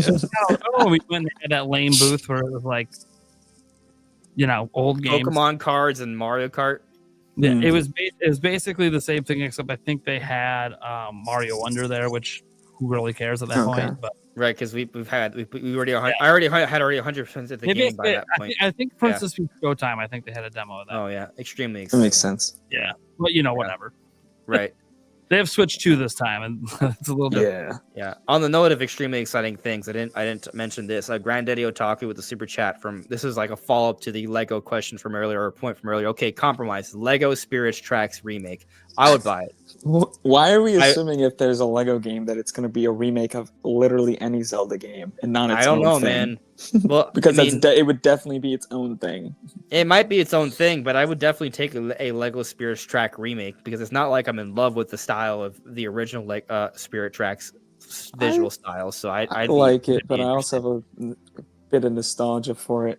I would, take it because I want a Spirit Tracks remake, but also it'd be the weirdest way to get a Spirit Tracks remake ever. And I feel like you can't do a Spirit Tracks remake and make it like the original game and then just make it Lego for no reason. Like Lego games, you need to play off the fact that the world is Lego. It just needs to be its own thing. And then just give me a Spirit Tracks remake normally, please. I don't think a remake of any game in Lego happens. I could see partnerships with Nintendo where we get like a Mario Lego game. Maybe we do get a Zelda Lego game, but it's going to be like its own thing. Yeah. And they'd probably sell very, very well. Oh, I'm sure. I keep thinking about different Zelda bosses remade with the Legos. Oh, that'd be sick. Yeah. And so it makes total sense that they're going to eventually do this. So. I mean, here's the thing about any sort of Lego thing. Like, they are meant to kind of bring up different iconic moments. Right, so even if it's not a remake per se, there will be moments that will be sort of retold through Lego, right, in some way. Yeah. Or at least characters re-envisioned, and so that is kind of a cool concept. So you guys are selling me on Zelda Lego. Okay, I'll give it to you. And it's just literally me just thinking more and more on it. Dude, it'd just be sick. Yeah. I want to this other super chat world, also almost Breath of the Wild but with Legos and Lego physics. Bro. Yeah. Don't tempt me with a good time. It'll be a mess. Anyway, I'm moving on. This is also relevant to you, Nintendo Prime, because your name is in the super chat. Thank you, Boomini, for the super chat. Boomini says Nintendo Prime is awesome. Facts, not opinions. That just seems pretty objective to me. So yeah. All right. So 2 things, Nate, before you go. One, do we get a Nintendo Direct this week? I really feel like if we don't hear about one tomorrow, then we're not getting one this week or this month. But Thursday is a regular day for a Direct. Wednesday is a regular day to announce a Direct. They could also just shadow drop it. They could. I don't think they will. They don't traditionally shadow drop any sort of Directs. Now, again, they also don't traditionally shadow drop anything, and Furukawa's been shadow dropping a lot of things. So I'm gonna say yes. I'm gonna trust in Brazil and Jeff Grubb. We're having a direct on Thursday. Okay. I mean, we'll see. And if Metroid Prime 2 Remastered is there, we're gonna have to talk a little bit about Samus Hunter again. You mean you're gonna talk about Samus Hunter? I'm good. No, I'm gonna talk about it with you. But you're gonna be force fed Samus Hunter. The Samus Hunter thread you brought up, where she's like, "Oh yeah, get your wallets ready. It's this week." Yeah. Read further down. She admitted she actually has no new information at all, and she hasn't heard anything about a direct for months. She literally contradicted herself, and they're saying it's going to happen. Oh wait, I actually don't know anything. Kind of hedging her bet. I don't really want to go down this path because I saw that was from all the other prior posts were from January. So. Oh no, it was made. Oh my gosh, because this got brought up on my stream yesterday. Yeah, and so I was reading it, and I'm like, because my feelings with Samus Hunter, we usually just kind of make fun of it, and then all of a sudden I was reading through the thread, and I'm like, wait a second, hold on, where's the post where said that? Let me go to her replies. Right, her replies were how I found. I mean, I'm looking at her reply. Maybe it was deleted because I only see two new replies in February. No, there's at least 3. Hold on. All right. Let's see here. Okay, this is from February 17th. This is what you're referring to. Here, Dark Samus said, okay, so Shmel Adun asked, were there any changes to the game from the riddle? Is it still planned for this direct, or will it be an April direct, or will this not happen at all? Samus Hunter, or now Dark Samus Hunter, says, I don't have too much information yet about direct. The information I had was received several months old. I haven't received any new information since then. I don't rule it out since it's still coming to Switch, and this will be its last fully dedicated direct, but I don't know now. That's what you're bringing up? Yep. I mean, right, but the information that they were told is that Prime 2 is coming out in February, and Silk Song I know, but updated before that, she said it's this week. Right. Well, wallet ready, and then actually, I haven't heard anything. So, right, but that's just because other insiders are saying it's happening in February. They're not claiming it as their own info. But how many people have Nintendo leaks in their username? She knows full well anything she says is taken as a leak. And then I think you're, to be honest with you, I think you're pulling at straws here. You brought it up on your show. You read her tweets. You read her saying it's this week and get your wallets ready. You just didn't follow up. But I also read the part where she says I don't have too much information yet about the direct. Yes, the information they had was received several months old. So then, how would she know it's this week? Because she didn't know it was this week several months ago. I think you're just like really like. You brought up something, but you brought up something from Samus Hunter. You brought it up, and now you're walking. No. Here's the thing. You're saying it's an inconsistency. It's not necessarily an inconsistency. You're looking for reasons to say it's 100% false when we don't know. I'm not saying it's 100% false. Why did you bring it up if you don't think that she was saying it was happening this week? Why did you bring it up? You read Samus Hunter saying it was this week. Why did you read that if you think it's just an opinion? Are you talking about before you were on live? Yeah, before I came on, yeah. I mean, I literally just read through 2 or 3 things that I saw there, and that was it. I just read it. Yeah, but why did you read it? I went on a list without having even looked through it before, and I just read what I saw. Oh, okay. I was just asking because you brought it up, because I haven't done any research on this. Like I had this up, I looked at it, and I read it there. What I saw was what I saw in the moment. Because it was like when you went over all the things she got right, and then you went to this, and it came off to me as a viewer as you were saying, oh, she's saying it's this week, so when it happens, that's another thing. And then when it's Metroid Prime 2 here, it's another thing. And it's like, well, with full context, now you're probably like, oh, it's an opinion. Yeah, I mean, looking at what they said here, I don't have too much information yet about Direct. The information I had received was several months old. I haven't received any new information since then. I mean, there's also the process of elimination, right? They may be assuming it's happening this week based off what they know. That doesn't mean they've gotten no new information. So I just don't think it's necessarily, you're trying to argue that they are contradicting themselves. They are not necessarily contradicting themselves. So, regardless, it's a rumor. We'll see what happens. It is what it is. I know. So. I just don't like the way she worded things. She said, "Prepare That's your fair. wallet for this week," and then said it's happening. Like that doesn't sound like a guess. That sounds What like she had heard several months ago is that Metroid Prime 2 is coming out, is happening in February. So if she's right, she's right. If she's not, she's not. And we're gonna know this week. I mean, that part there's no like misconstruing, misinterpreting. She's saying Prime 2 this week. Yeah, if she's wrong, if she's wrong, we're gonna know. Like that's it. Like we're gonna know. If nothing happens this week regarding Metroid Prime 2, she's just wrong. And there's no going back on it. Tuesday next week, just so I can laugh, please. I'm kidding, Nintendo. I wanted to direct this week. I actually wanted to direct this week. That is crazy. Yeah. Well, when Samus Hunters lied to my face, it's personal. Well, that's the thing. I know it's personal for you, right?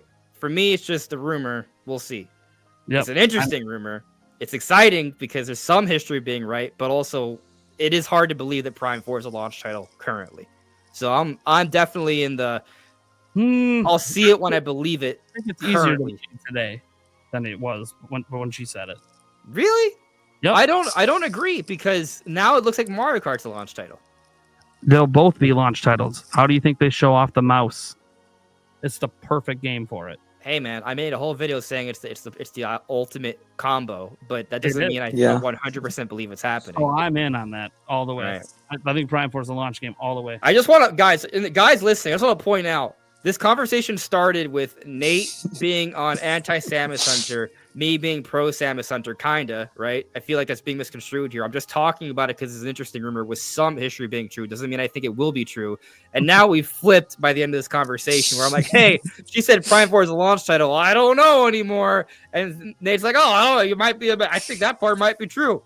So actually, I don't think it's true because of her. I think it's true because of the I get it, but it is aligning, and I mean I do agree with you. Prime 4 seems like the ideal title to showcase that feature, and Mario Kart does not, unless there's like a track editor or something, which seems like a track editor would be sick. Yeah. Anyway, last thing because it's kind of relevant, right? There's another rumor from Nashville, right? About Metroid Prime 5 being development, and I've seen a lot of people say, I think you're gonna back me on this one, right? But I've seen a lot of people say this rumor has to be bogus because there's no way they're working on Prime 5 with Prime 4 having not come out yet. But I don't really agree with that because, granted, this is a rumor. We don't know if it's true or not. But regardless of whether it's true or not, the concept of Prime 5 already being the starting stages isn't too crazy to me because it isn't the first time developers have been working on a big game. They've established an engine. They already have a good idea of how successful the game is going to be. And they're ready to just follow up the next one. I mean, that kind of what happened with Metroid Prime 1 to 2. So I don't think that's too crazy to think that they're already getting ready for Prime 5. Now, it coming out in 2027, I'll believe it when I see it. I think it's going to take a little bit longer. But I still think it's reasonable to think that Prime 5 may already be in development, but probably the early stages. Yeah, so obviously, Nashville's another one that I kind of doubt, but I still cover it because he's gotten some stuff right. And Metroid in particular is something that he absolutely nailed before. I talked about this a bit in my video, and I kind of feel, no, it was a live stream, I think. And I kind of feel like it's entirely possible that Metroid Prime 5 could already be in early stage development, which is usually ideas, because here's the thing. When they switched over Prime 4 to Retro Studios, it's because they pitched for it. Nintendo said, yeah, we're going to give it back to you. We're going to take it away from whoever was making it. And if Nintendo, keeping tabs on that development, loved what they were doing, the conversations probably began years ago. Hey, we're following this up with a sequel, right? Because that can set up what they do in Prime 4 to make a Prime 5. Whatever happens can continue. So I feel like, and this is also something that I'm just of an opinion of. I feel like Metroid Prime 4 could have launched in 2024. I don't actually think the game's still being actively developed. I think it's actually done. Remember when we talked about, I mean, the thing, you and I are in the same place when this happened. Yep. We heard that it was already being in like the quality assurance testing stage. 2023. Early 2023, right? Yeah. Now, that doesn't mean the game's done at that point, but it did kind of suggest that it was really far along. Yeah. Yeah. So my thought was that it could have been last year. The reason it wasn't is maybe because it is a launch game. And if it is a launch game, then it would make sense they're waiting for when Switch 2 is coming out. So then What have they been doing that time? If that is the case, they're obviously working on the next game. Does 2027 seem plausible? I don't know how long they've been working on it. How long have they been working with Switch 2? Because if this is cross-gen, then they've been working on Switch 2 with Prime 4, which would make working with Prime 5 on Switch 2 much easier because they're already experienced with the platform. Also, depending on the kind of game it is. Like, I know we've heard rumors from like Xbox era, Nick. Big and open. Yeah, big and open. But if that's not the case, if it's still more corridor with some open levels, but they're not the Halo Infinite sort of feeling that was being talked about back then. They're much smaller, much more like we're used to with Metroid Prime. If that's the case, I do think those games are quicker to turn around. And they could. We saw it with Prime 1 to 2. It was a fairly quick turnaround from 1 to 2. We could see that again, especially if they already have the development experience on the platform they're putting 5 on. But it's still sort of, who knows? I also know that maybe Nintendo wants to get some bang for their buck because Metroid Prime 4 is probably costing them way the hell more than they planned since they had to cancel it and reboot it. Yeah. So with that being the case, maybe they locked in the people working on Prime 4 for a few extra years past it, and that's because they want them to wrap up a Prime 5 and try to maximize the money they spent on Prime 4 to try to get 2 games out of the deal. I'm personally, like, I totally agree with you, right? Like, I think, well, I mean, I agree that it makes sense, at least. Yeah, right? yeah. It makes sense. Yeah. This might not be what's happening at all. Right. Yeah, the part that I totally agree with is that it makes sense. That it's happening, that remains to be seen. Yeah, I was just giving reasons that it could be happening. Yeah. But, like, if you think about Prime 4, not only one, hopefully selling the best ever in the series, right? But also being a cross-gen title so it can get maximized sales across both platforms, be future-proofed, but then also not just move away from that project, but use those resources to expedite the development of the next game in Prime 5 with the same team. That's a cost-effective approach. But, I hope it's a little bit more than that, right? Because at the end of the day, these are artists, right? Sure. There has to be an inspiration there. And Retro Studios did Metroid for years and then moved away with Donkey Kong. And then they kind of lost their way after that for a good amount of time. Maybe go on. A lot of the developers they hired for Metroid Prime 4 were AAA developers that worked on a bunch of PS4 games. Yeah. They might really want to make a new Prime on Switch 2 just for Switch 2. Thanks. That makes yeah, for sure. They hired the talent for it.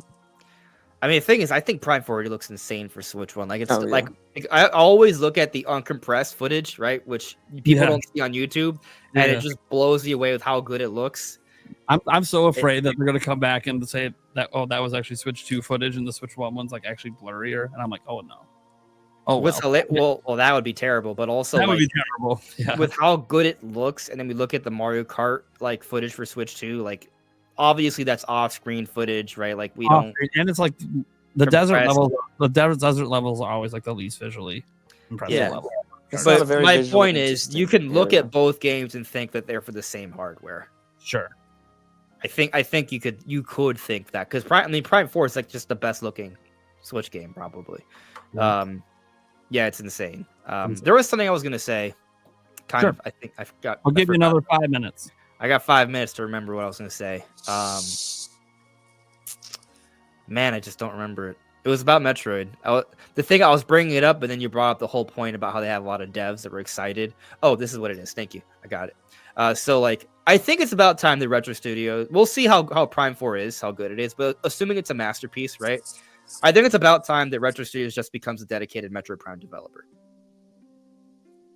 Like, you might say, oh, they should be able to make other things. Well, the Zelda team makes Zelda games.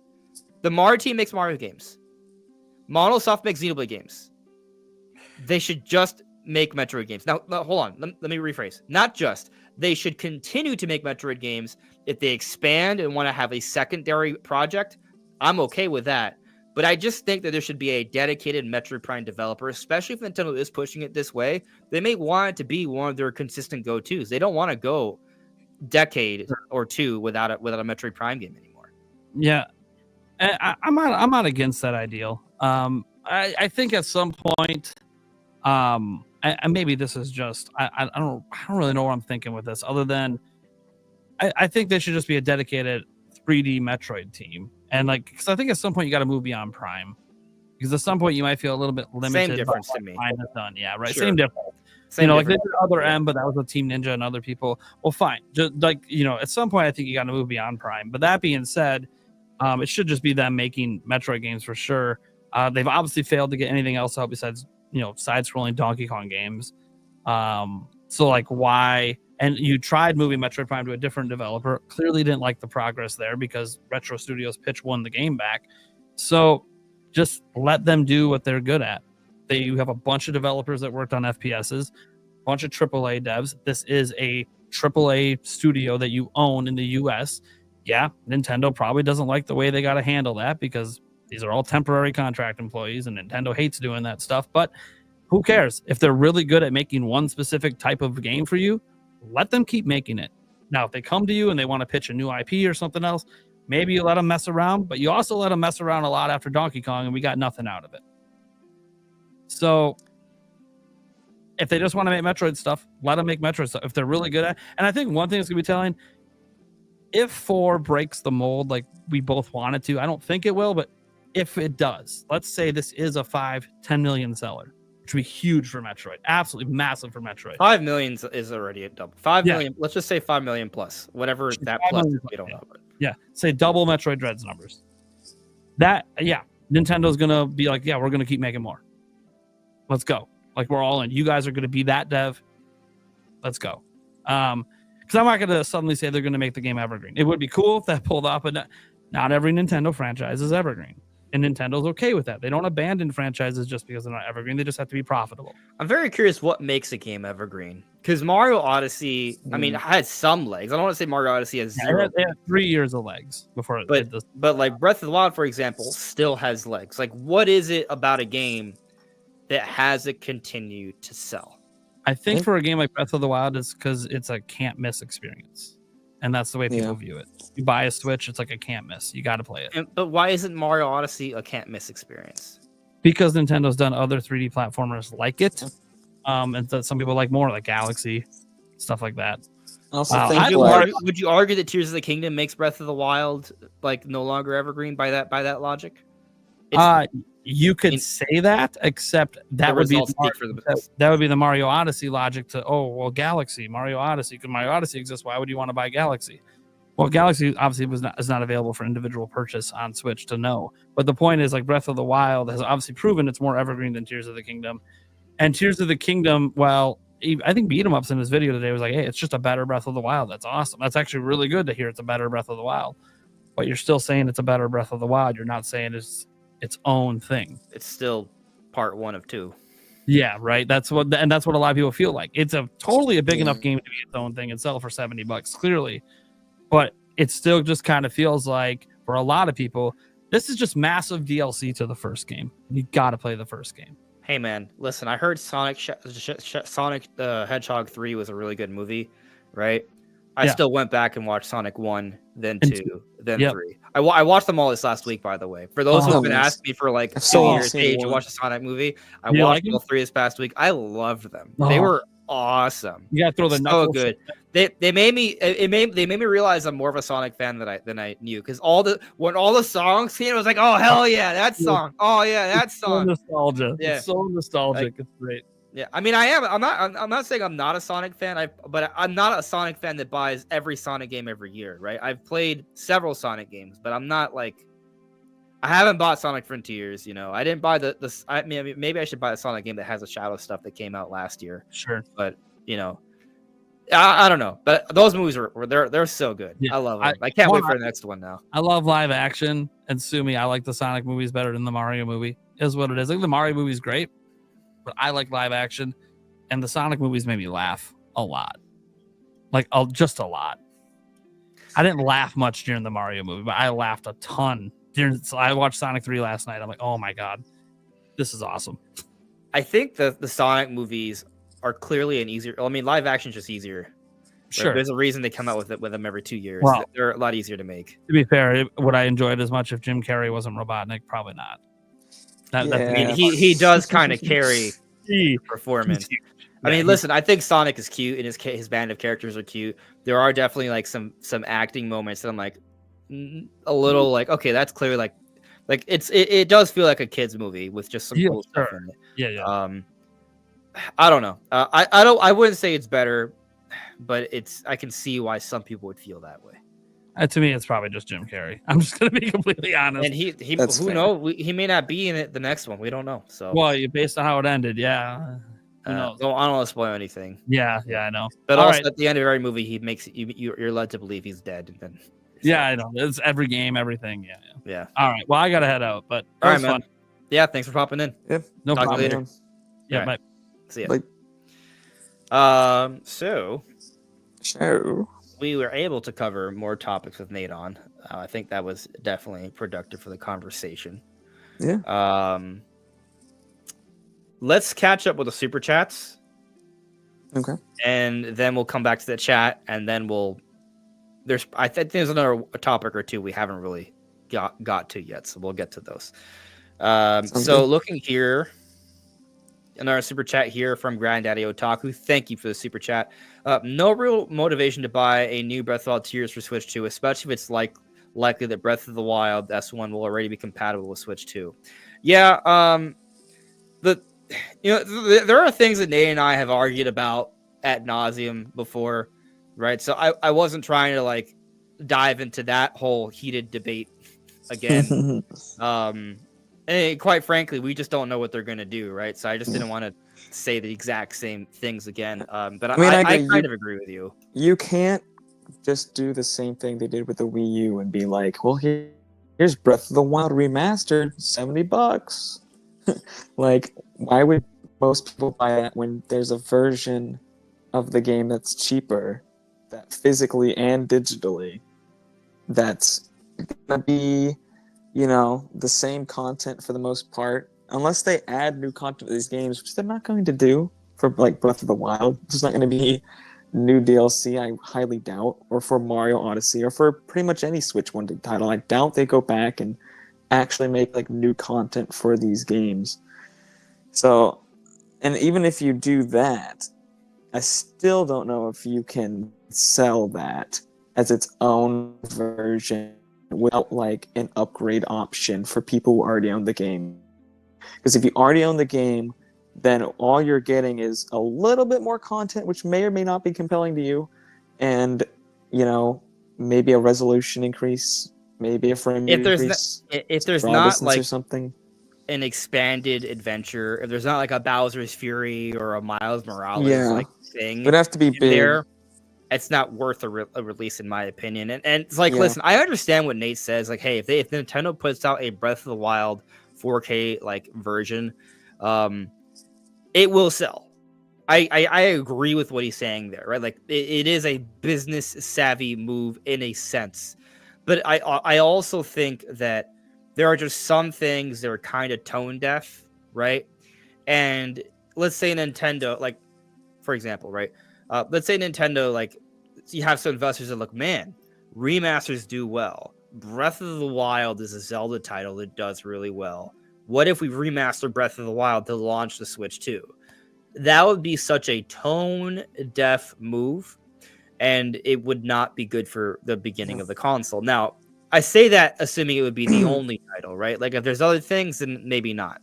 I'm not saying from PlayStation already, like, they do all these remasters of PS4 games, but if you own the PS4 game, you can get the remaster for way cheaper. You can just upgrade to the remaster. You don't have to go buy a new $70 game. Like, I think you probably get more money if you have both options, because then you're getting money out of the people who already have the game and aren't going to go out and pay $70, but they might pay $10 for an upgrade. I would pay $10 to play Breath of the Wild at 4K 60. Yeah, and then maybe you have that as free if you have the expansion pass for NSO, because you're paying significantly more for that, so they're getting that money out of you. Right, and if they want to release the DLCs they offer, and if they want to have a physical release for Breath of the Wild in 4K, I'm not against them doing that, but it can't be like the big exciting Nintendo game for the month, because that would be a tone deaf move. But if think it's it like can a be the only secondary way title, to do it. Like, I don't think sure. you can just have to go out and buy a brand new game, even if you own Breath of the Wild. I think there has to be some kind of upgrade path.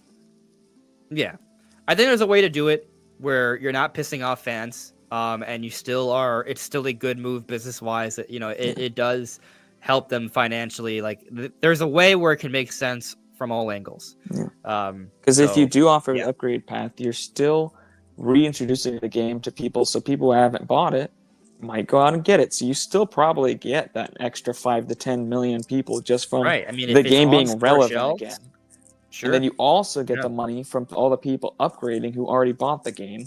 And like, even I'm not sure if I would buy a $70 4K version of Breath of the Wild on Switch. And I you are a probably would, graphics whore. but yeah. And I'm like, I don't know. I don't know if I would. I would probably want to, but I honestly probably would end up not buying it because I would be playing other new games. I wouldn't have the money or the to shell out $70. It probably would end up happening if they do that. And I think a lot of people will be the same way. They'll spend that $70 on a new game instead of replaying Breath of the Wild in 4K. But if it's $10, bro, day one. I'd rather buy Metroid Prime 4 twice than buy Breath of the Wild again for $70. Yeah. And just for the record, I have bought Zelda games twice before. This is not the Breath of the Wild. It's just the timing of things, and yeah. I also normally would not advocate for one to buy a game twice, but there are times. Next super chat from Fire Marshal Bill. Thank you for the super chat. Will horrible frame rate games like WWE 2K17 actually be playable on Switch 2? If that's a Switch game, WWE yes, is just a very, very under polished, under budget. Like, they're not good games and they're not well made. And I do think naturally they'll run much better on Switch 2 than they do on Switch 1. But I don't think that they're just very good, well-made games. I think that's the biggest issue that the Switch 1 has, is it's not like there's other sports games that look great and run great on Switch. It's just not optimized. It can happen. Yeah, that game's just horribly unoptimized. I'm sure it will be better, but I still don't think it's going to be like an amazing polished game with a rock solid frame rate and the best graphics you've ever seen, because I don't think really any of the versions are that good. So, well, Brandon, I got a question for you. Wouldn't it kind of depend on how they're handling the backwards compatibility? Because what if they just put like a Switch 1 like chip inside the Switch 2 like tablet, and it just? Oh yeah, I guess they did. They did say 2017, the 2K. Yeah, the old version. Yeah. I was thinking of a new one. Yeah, I mean, I think they're gonna do backwards compatibility a little bit differently, because like we've seen like the leaks, and it doesn't look like they put the Switch 1 chip into the tablet. It's like I don't think they need to. I think it will be like a software thing. So they're not like emulating it, right? So in theory maybe it can run Switch 1 games better than it should. It depends. I imagine that it will be something similar to what we see on like Sony and Xbox, where they you don't necessarily get all of the power or all of the features from the Switch 2, like a native port of a Switch 2 game, because they're not built with those features in mind. So the code isn't like there to take advantage of certain, hardware that's going to be in Switch 2 that's on Switch 1. So in that way, you don't get all the performance, all the benefits, all the features that you would if they ported it natively. And you might get like, some extra performance there, but it still will run a lot better. And you'll get close, maybe like 80, 90% of what you could get out of like a full Switch 2 port. There's going to be all these features. Like, you could do a lot more if they ported it, but it's going to be, naturally you're going to get a lot bigger. You're going to get that frame rate upgrade. You're going to get that DRS window, dynamic resolution window. It's going to be hitting a lot higher resolutions more often, much closer to the max, or maybe just straight up just the max. We're going to see those kind of benefits. But at the same time, it doesn't necessarily... There's no guarantee that necessarily 100% of the Switch 2's capabilities will be on offer when you play a backwards compatible Switch 1 title. Just judging off of how the other consoles work, I would assume it's something similar to that. Yeah, I mean, I hope some Switch 1 games that kind of needed to run a little bit better will naturally just run better on Switch 2. Yeah. I think most Switch software will just, be a flat frame rate and the highest resolution possible in most cases. I think the Switch 2 is going to be powerful enough, like a big enough jump, that even without getting the full power of the Switch 2, it will still max everything out pretty easy in most games. Looking forward to playing Doom on maximizing that dynamic resolution. Anyway, let's come back to the live chat. Cool.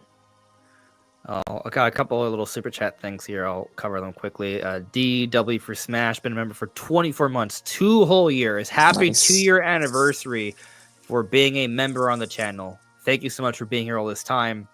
And Fortnite World, can I put Billie Eilish on my Nintendo alarm clock? Yes, you can. It's all up to you. You have the power to design that alarm clock however you choose. Thank you for the super chat, Fortnite World. Coming to back to the live chat here, I'm going to end the poll I put up at the beginning. Let's see where we're at. All right, so we got 364 votes. YouTube always rounds down the winning choice by 1%. So I'm gonna account for that. Do you still have hope in a Switch 1 Direct this month? 63% of the 364 votes said yes.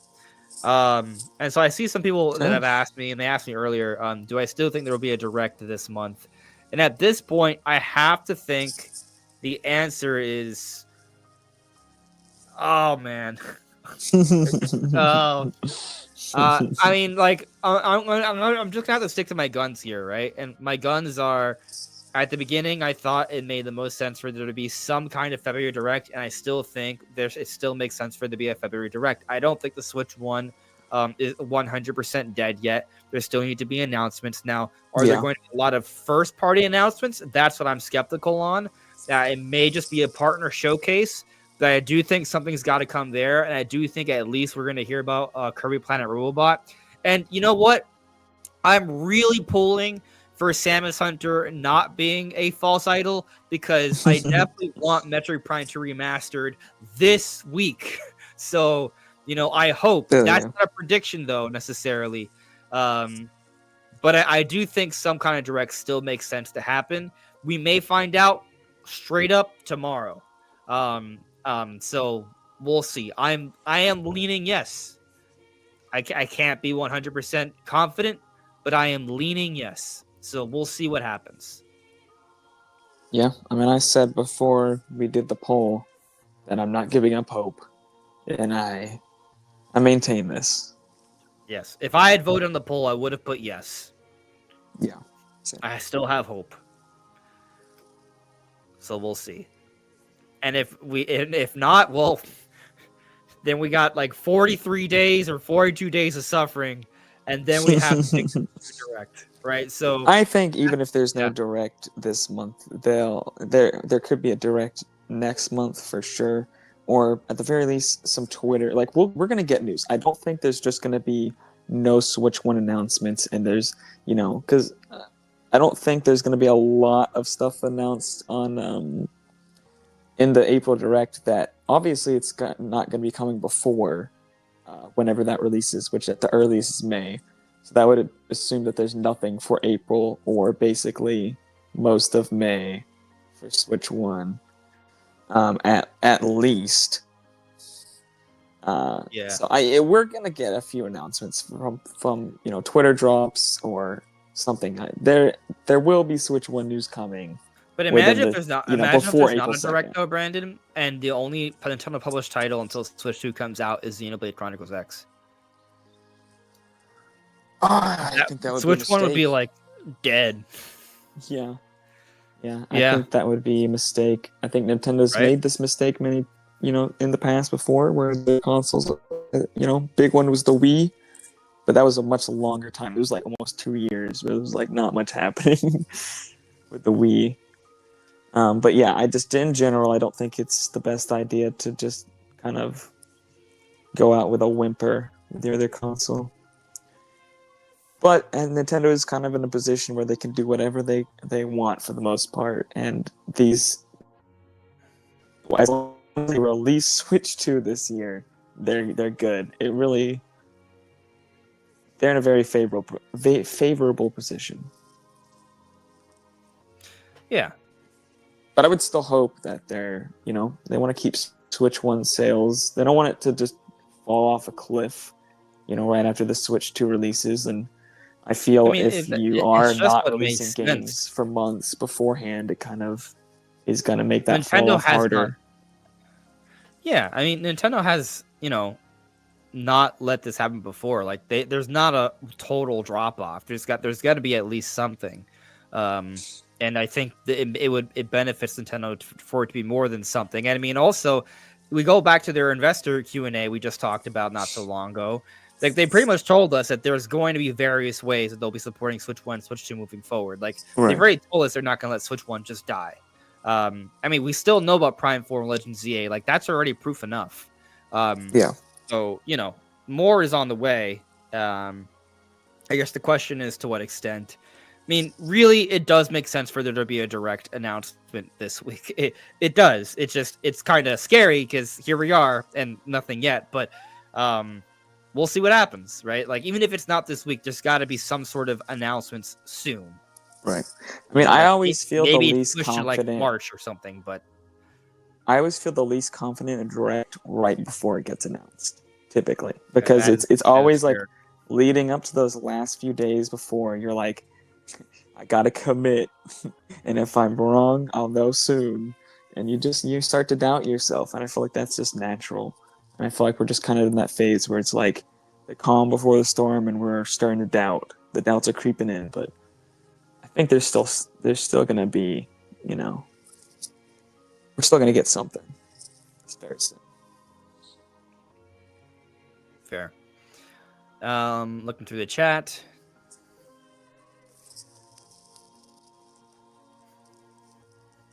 Yeah, I got to Edward Noy's question about if I still think there'll be a February Direct. Connor here added me. I mean, WWE 2K 2025 showed up in the state of play, so I think WWE 2K25 should come to Switch too. That seems pretty reasonable. Gabriel Gonzalez, would Nintendo release Ocarina of Time Majora's Mask again, even though they're released on 3DS? Yes. Nintendo, I mean, we just got last month Donkey Kong Country Returns HD. There was a Donkey Kong Country Returns 3D. There is a Donkey Kong Country on Wii. Like, that's several times in a shorter time span for a game that's not nearly as popular. Ocarina of Time 3D came out in 2011. That 2011 date, right? That was 13 years removed from the original release of Ocarina of Time in 1998. But there was also a Master Quest that came out on Nintendo GameCube that had it was another way to play the game. So, like, they've already re-released Ocarina of Time multiple times. There's also Virtual Console. There's also NSO. Ocarina of Time has been re-released several times. But if we're talking about the gap between the original release of Ocarina of Time and the 3DS version, that's 13 years. And here we are. It's 2025.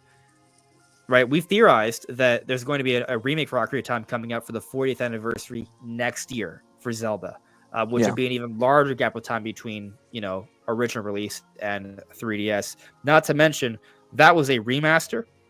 Right. We'd be talking about a remake, which is a different thing. I know people get them confused. Sometimes the lines are very blurred, but this would be a bigger, more ambitious work.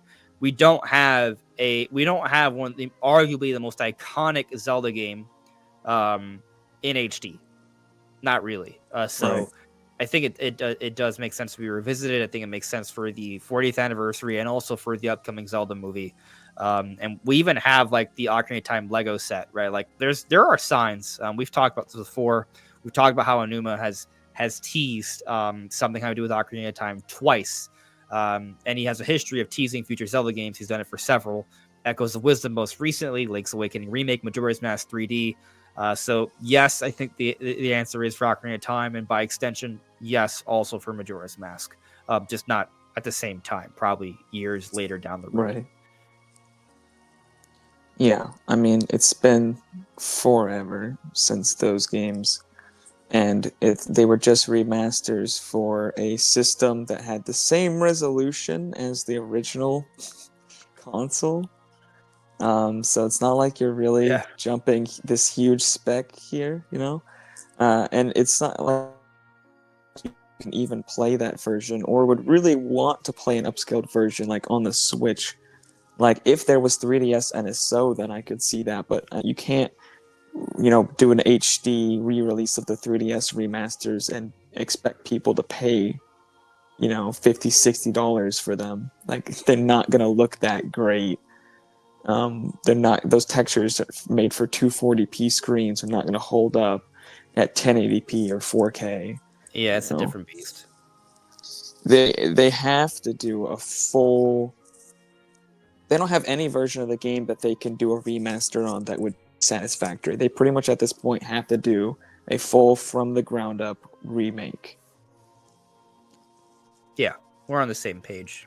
An HD upscale for Ocarina of Time 3D would not even remotely cut it. I mean, Nintendo standards for remastering things now is so much greater. I wouldn't expect anything like that. And again, we're talking about a remake, not even a remaster. So, I don't think they'll do that either. Shout outs to the retrospective guy. I'm sorry for your loss. These tough things happen, and I'm very sorry. But yeah, if whatever we can do to help to calm you down, I'm glad we can offer at least something. Nature and Music Wyatt asks me, could you say what you'd like about Xenoblade? Wondering what the draw might be for non-RPG fans. Ooh, that is an interesting question. So for me, Xenoblade offers a lot. I would say, I was going to tell you one random thing, right? Like, for me, Xenoblade, the worlds are so beautiful and vast. I've gotten so much enjoyment out of just running around these sprawling fields in the different Xenoblade games, staring at the beautiful starry sky, looking at the incredible structures and terrain around me, and just listening to the charming or chill music all at the same, that experience of roaming around these environments, these beautiful environments, beautiful music alone is therapeutic for me. It's certainly gotten me through some dark times. It's certainly gotten me to be introspective, but also feel peaceful. Just that element is something I've loved about the Xenoblade games. That is maybe better than most other games, if not all. But then beyond that, you do have these long, epic stories, right? If you're so good.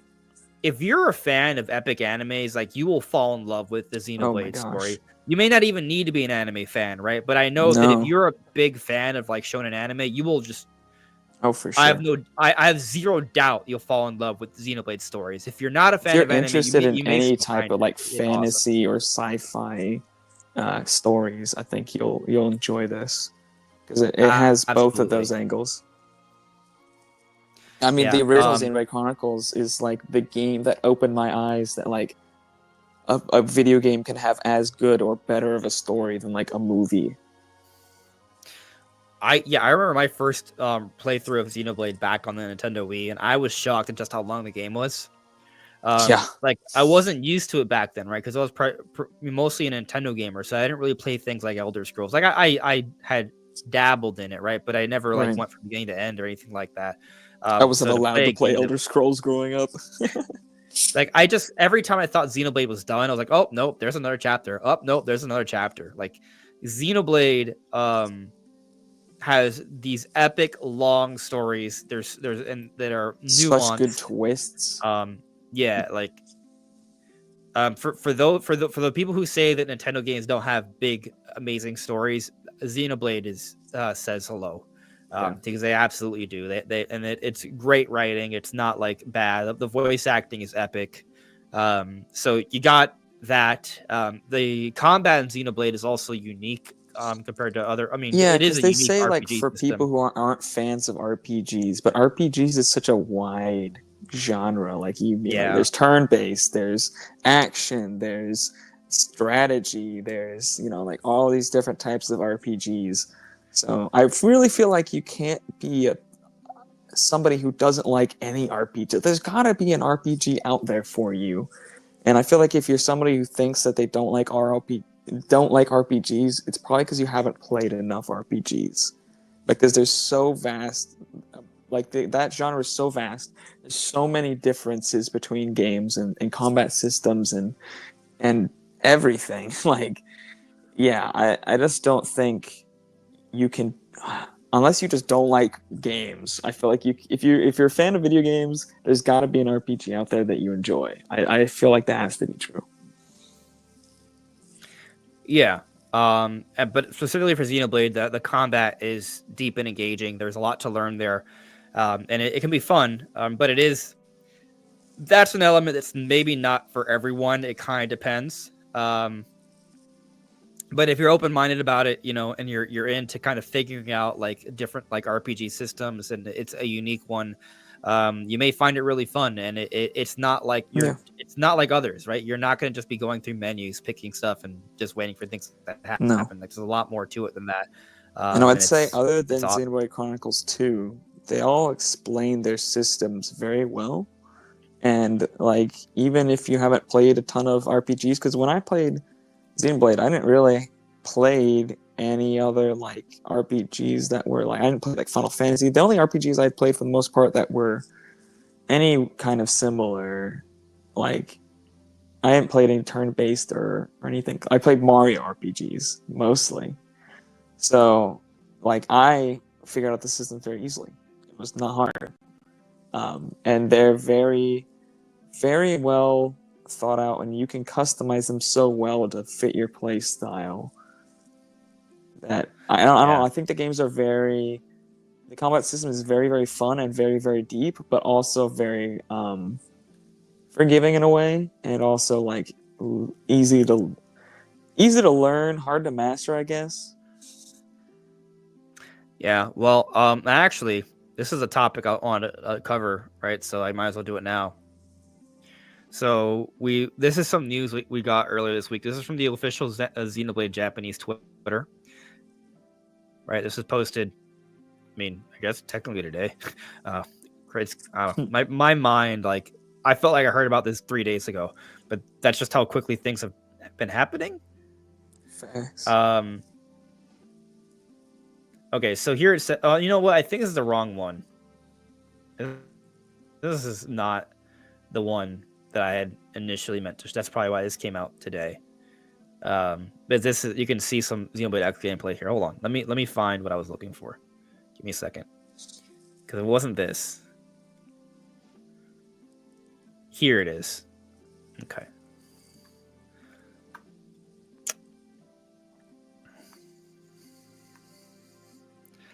All right. So here, right, it says you can instantly activate an arts skill by using Quick Recast, even during the art's waiting time. When you activate Quick Recast, the energy gain shown in the green gauge is consumed.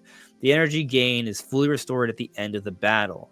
So I don't remember. I'm pretty sure this is a new mechanic they've added to Xenoblade X that allows you to use your arts more quickly to start the battle, which is interesting. A little bit of a concern for some people who play Xenoblade, because especially when you first start the game for Xenoblade games, right? What you see here, right? Like, these are all different abilities you can like use, right? But when you first start the game, you can't.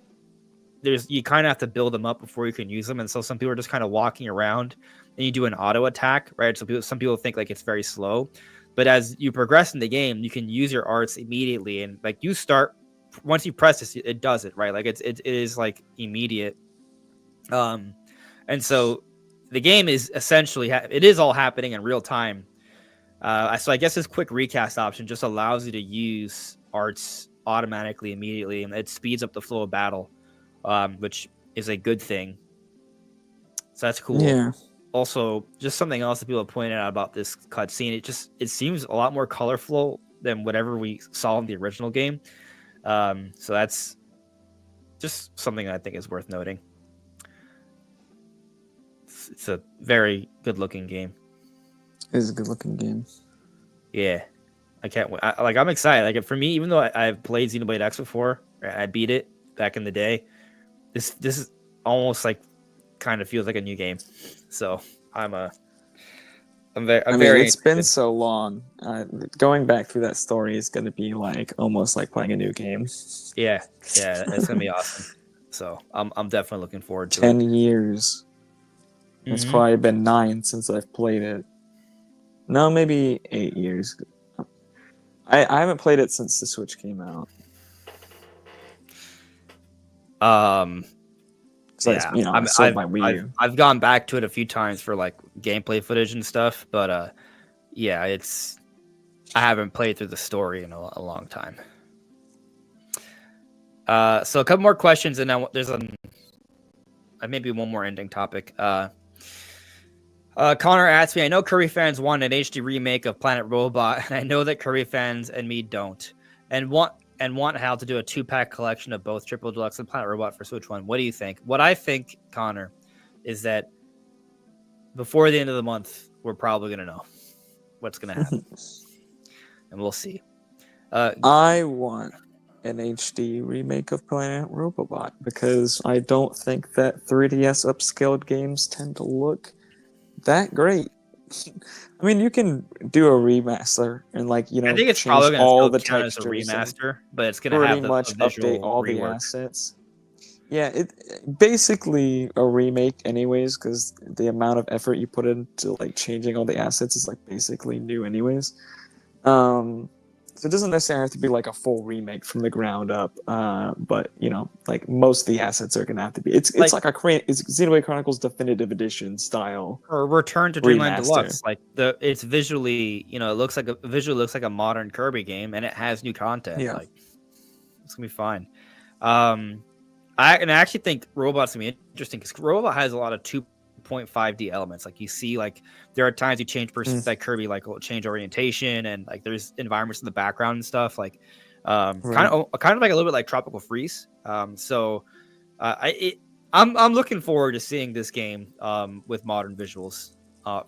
Well, Switch 1 modern visuals at least. So it's gonna be cool. Yeah. Gabriel Gonzalez asked, "What's the future of Smash Brothers?" That's a good question. It's a doozy one. I don't want to spend too much. I don't want to turn this into a whole topic because there's still something else I want to talk before we close out. But I'm just looking forward to getting whatever form they choose, right? Be it a reboot, deluxe, or a fighter's pass, or some combination of those in some kind of order. I'm expecting to see more character reveals, right? I think that's kind of like the biggest thing about like the Smash kind of like hype culture, right? Like I think that's going to be really fun for us, and so I'm expecting there to be more reveals. I mean, Smash Ultimate came out in 2018, right? Like, so if we think about it from that perspective, it's been a long time already. Yeah. By the time this game would come out, like, it's going to at least be, I mean, it could come out this year, but I doubt it, right? So I would assume at least next year. And that's an 8-year gap. Like, that's a long gap. Like, Melee, so Smash 64 came out, 98?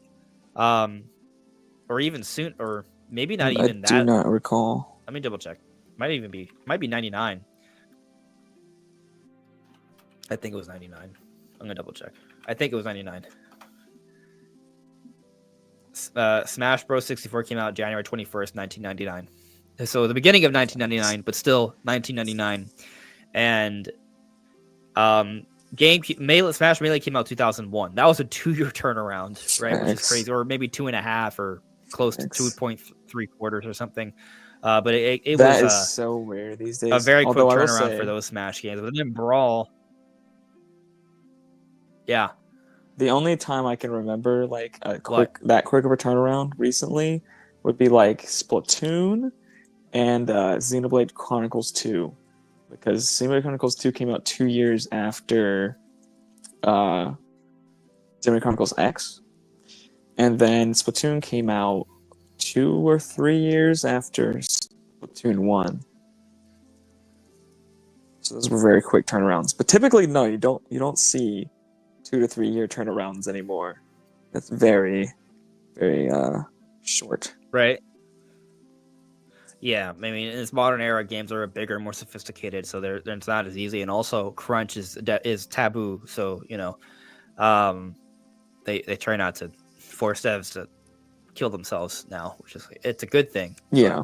But, I'm not saying that Melee was crunch. I don't know, but point is that in general, games don't have as quick turnarounds anymore. Xenoblade is Act 2 is a very surprise. Yeah. One, especially considering how big the game is. For sure. But, And I mean, you could tell it was a bit rushed. Could have used a few more months. Yeah. Not but terrible, coming back to but Smash, though. Yeah. I mean, you're right. But coming back to Smash specifically, right? Like, after Melee 2001, we didn't get Brawl until 2008. So that was a pretty healthy gap of time. That was 7 years. And then we got Smash for Wii U and 3DS, 2014? I know the 3DS version came out first. Smash for 3DS release date. Did I have a 2013? I don't know. Oh, I feel like it was 2014. Yeah, I'm just very confused. So Smash Bros. For 3DS came out September 13th, 2014 in Japan. I thought they were different release dates. Smash for Wii U officially released on November 21st, 2014 in the Americas. And November in Japan. I mean, yeah, so they did come out separately, but only by a few months, it looks like.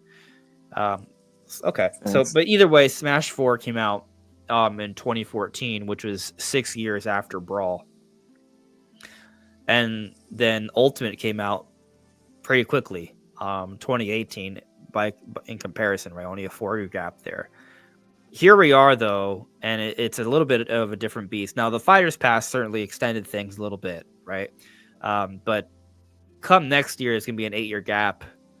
And so if we wait longer, it's going to be the longest gap it will be the longest gap for a Smash Bros. Game ever. But Smash Ultimate's also the most complete Smash game, you could argue. Right. So I don't know.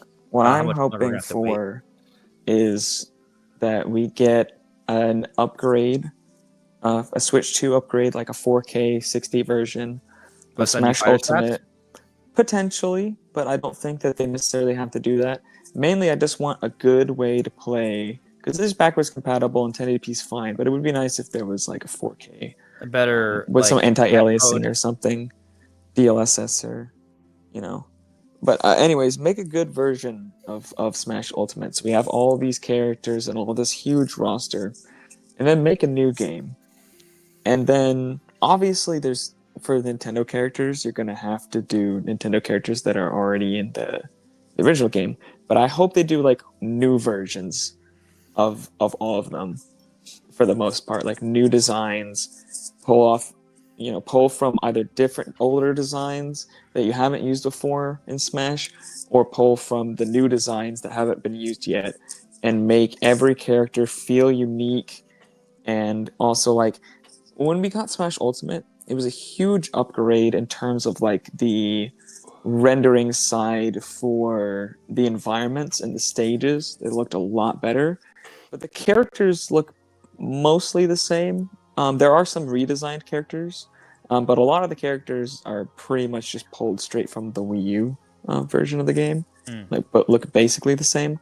I'm really hoping for, like, brand new designs and a huge jump in fidelity for these characters, because they look fine enough, but I don't think that Smash Ultimate has the really, like, impressive looking character models. I wouldn't say, like, they're serviceable. Like imagine the Samus model from Metroid Prime 4 and Smash Brothers. Yeah. With I would love with that that. PBR. Yeah, and you could do like because like current gen systems are doing like hair strand systems for characters in a lot of games. So like any character with hair, you could do like a strand system and make that look good. Like Donkey Kong with fur using actual like hair strands.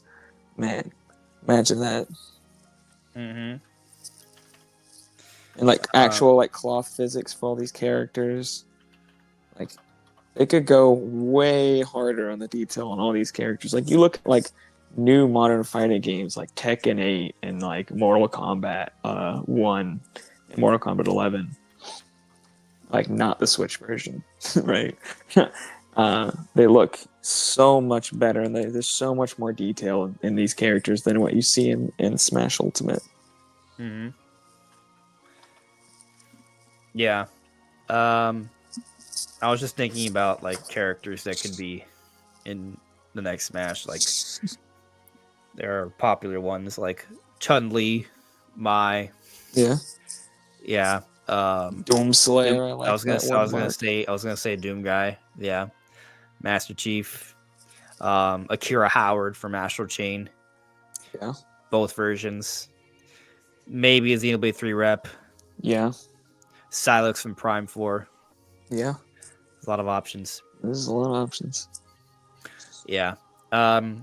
So here's another super chat from Granddaddy Otaku. Thank you for this other super chat, Granddaddy Otaku. I appreciate you. Mark my words, my beloved Lego Zelda will happen. Gotta head out. Thank you, gentlemen, for your words of wisdom. Keep being awesome, everyone. Thank you, Granddaddy Otaku. I hope you have a wonderful evening. And your words have been marked. If Lego Zelda happens, I'll be like, oh, that's right. We heard about it. Yes.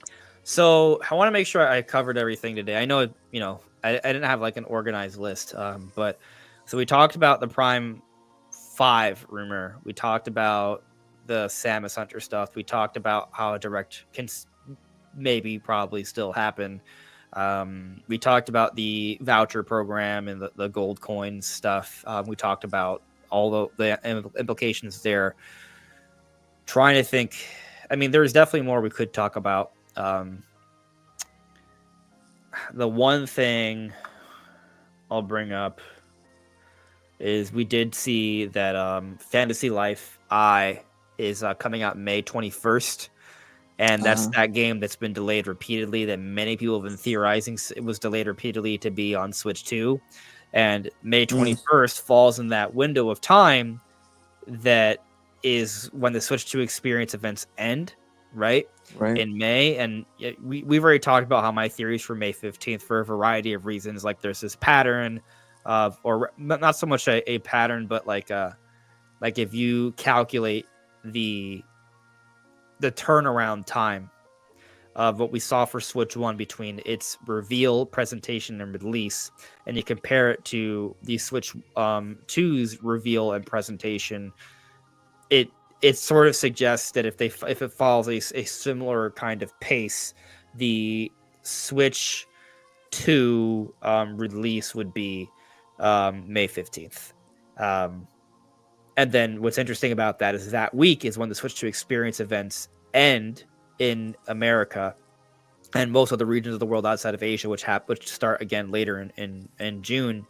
And when we look back to Switch 1 experience events, they also, when they end, the Switch 1 came out. So there's a few different things that seem to be supporting this idea of the game coming, of the console launching at this time. And there's also Doom Dark Ages, which is a Microsoft published title. Right. They come out Tuesdays most of the time, and this is happening on a Thursday. Oddly enough, it fits the same period of time for May 15th, which is just weird. It's not that Microsoft games don't ever come out on Thursdays, but it's very out of the ordinary. And then now we have Fantasy Life coming out May 21st, which may lead somebody to believe that maybe the Switch 2 is launching May 22nd, which is possible, but it also is within that first week of May 15th, if that's the launch date. And so it just kind of seems like things are happening quick. We talked about how the voucher program, the gold points are being phased out now. which seems to, in my opinion, strongly suggest that things are moving quickly, right? It's more of it suggests that things are happening quickly. Those points don't necessarily indicate May, but just that it's probably not November, right? It's closer to, within a few months. So I haven't really seen any evidence to think to the contrary that this May gap of time, maybe not specifically May 15th, right? But sometime in this window of time when the Switch 2 experience events stop, like this 3-week period of time, it does seem like could be our ticket for when Switch 2 comes out. And I'm just kind of curious what you think, Brandon, if has anything changed that makes you feel more confident or less confident in this theory? I mean, not necessarily, to be honest. Mm-hmm. I feel kind of the same as I did, which is to say, I do have a good feeling about May 15th, and we've both come to this conclusion separately from each other before, and I don't know that anything. I mean, there's a good signs that things are happening quickly, but it also doesn't necessarily give me more confidence towards any specific date, just that things are happening soon, which I already kind of felt because, it already seems like June is kind of the latest. I can see it coming out, and that's not that far from May. So nothing that's happening is specific enough for me to be more confident in May 15th specifically, but it does, I am pretty confident that it is definitely going to be, by June, for sure. That's still what I'm thinking. I think it's definitely more fuel to say, like, hey, guys, anybody who still thinks that this thing's gonna come out like September, October, I don't know about that. Yeah. We'll see there. Now, there's another thing I wanted to kind of talk about, right? And it's that so there's this rumor from Nashweedle about 3D Mario visiting other worlds from the Nintendo universe. And he talked about this back on November 2023. And I found it interesting because I saw it, right? And I saw that part of this rumor, he also talked about how he had heard that 3D Mario is probably not going to be... He said he can't confirm at the time, but he said he had heard that 3D Mario may not be the launch title that would come out a few months later, which I found to be very captivating because at the time, to suggest that 3D Mario would not be the launch title was kind of like a very bold take, because you look historically speaking, 3D Mario is an ideal launch title, and Tears of the Kingdom had just come out, so obviously it wouldn't be 3D Zelda, right? So if you take 3D Zelda out of the equation, 3D Mario seems like the most likely bet by a landslide, especially because we also had recently heard from Andy Robinson, the CEO of Video Games Chronicle, that he had heard that 3D Mario would be the launch title. And Andy Robinson's considered to be reputable, right? But Nashweedle said, I didn't hear 3D Mario's launch title. I heard it's something else. And now we've just gone to Switch 2, first look last month, right? And in there, we saw Mario Kart footage, implying, doesn't confirm anything, right? But it implies that Mario Kart is likely a launch title. Right? Typically, the first title they show off in these trailers is the first title that's available for the console. And so I just found it interesting that a part of this rumor suggested that 3D Mario would not be a launch title, which was a very bold thing to say at the time. And they got it right. And it's not like Nashville doesn't get things right. Like last year, he told us about Mario and Luigi Brothership. No one else thought that was going to happen in the June Direct. He did. And so, I look at this and think, oh, well, I think there might be something to this. And I understand some people think it's like it's a silly reason to believe the rumor. I don't agree, right? Because I think something like that is kind of crazy. And you might say, well, that was a long time ago. Yeah, it was a decent amount ago, but let's also consider that 3D Switch 2 was supposed to come out in 2024. So these plans may have already been coming together for a while, and it may have been the plan for a long time that Mario Kart was going to be the launch title. So, it's just interesting. I'm not sure if you have any takeaways from that, Brandon, if you kind of think that there's maybe something to what Nashville said there by being able to predict that 3D Mario would not be the Switch 2 launch title. Right. I don't know. The idea that Nintendo would make a Mario game that focuses on having like almost like a Marvel Cinematic Universe. Well, hold on a second. I understand that part of the rumor is hard to believe, but just the point of being able to say 3D Mario would not be a launch title, especially at the time, that point alone, ignore the other part of the rumor. Is that part captivating to you? A bit, for sure. Because as you say, like back then, pretty much everybody was like, well, of course it's going to be 3D Mario, logically. Yeah, it was kind of universally assumed to be 3D Mario at that time, I feel. So to say that it wouldn't be is there's definitely some merit to that. Okay. But enough for me to believe the other part. And now feel free to go at that other part. Yeah, I just don't feel like Nintendo, like maybe it's true, but it's not as big of a thing as like he's thinking. Maybe there's like a lot of Easter eggs or different things that you can find in the environment. Think about Astrobot, for example. Astrobot has like, I thought Astrobot goes a little bit deeper, but there's like tons of Easter eggs from other like franchises. Sure. I could see something like that, definitely.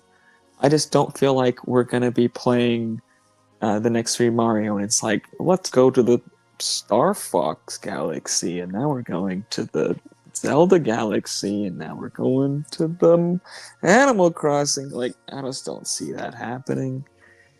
I could see like maybe some specific levels, like secret levels that have like huge references or even like where you visit different places potentially as like extra things, but I just don't see it being like the main gimmick for a Mario game because it just doesn't really feel like it's a Mario game then at that point, I agree with you. I don't maybe the main gimmick is not correct, but the idea that it's a strong element, I think maybe people could be underestimating. So look at Mario Odyssey.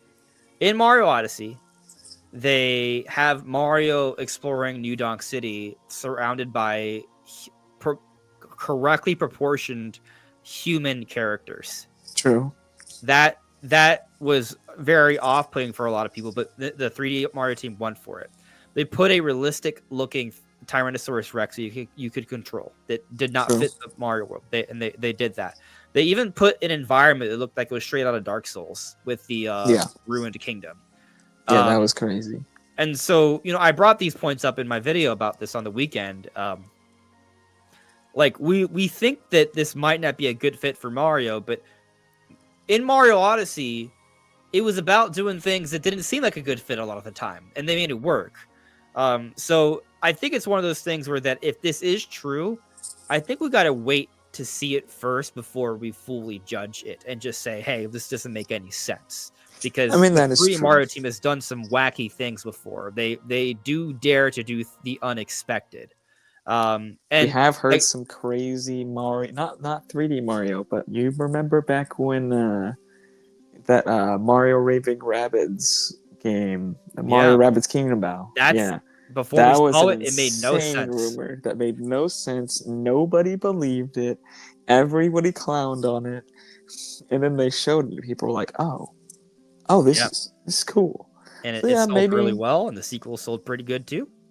maybe I am being a little too, Well, I mean, your opinion is not like, there's all people feel the same way you do. Like some people think it's just baloney. And truth be told, I have talked about this rumor before. And at the time I talked about it, but I was very skeptical. But now with the knowledge we have of Switch 2 and how 3D Mario does not look like the launch title, it has me take like, I'm doing a double take, right? I'm like, oh wait, hold on. Part of this rumor is true. To say that it wouldn't be a launch title, I think is actually like a pretty impressive thing to say back then. And so I think about it and I'm like, hey, well, maybe there's something to this. And I think from a marketing perspective, it's actually a really smart thing to do, because you could have a little bit of a smash effect, right? But then also the Mario movie is coming out April 2026, right? So there's going to be some proximity there.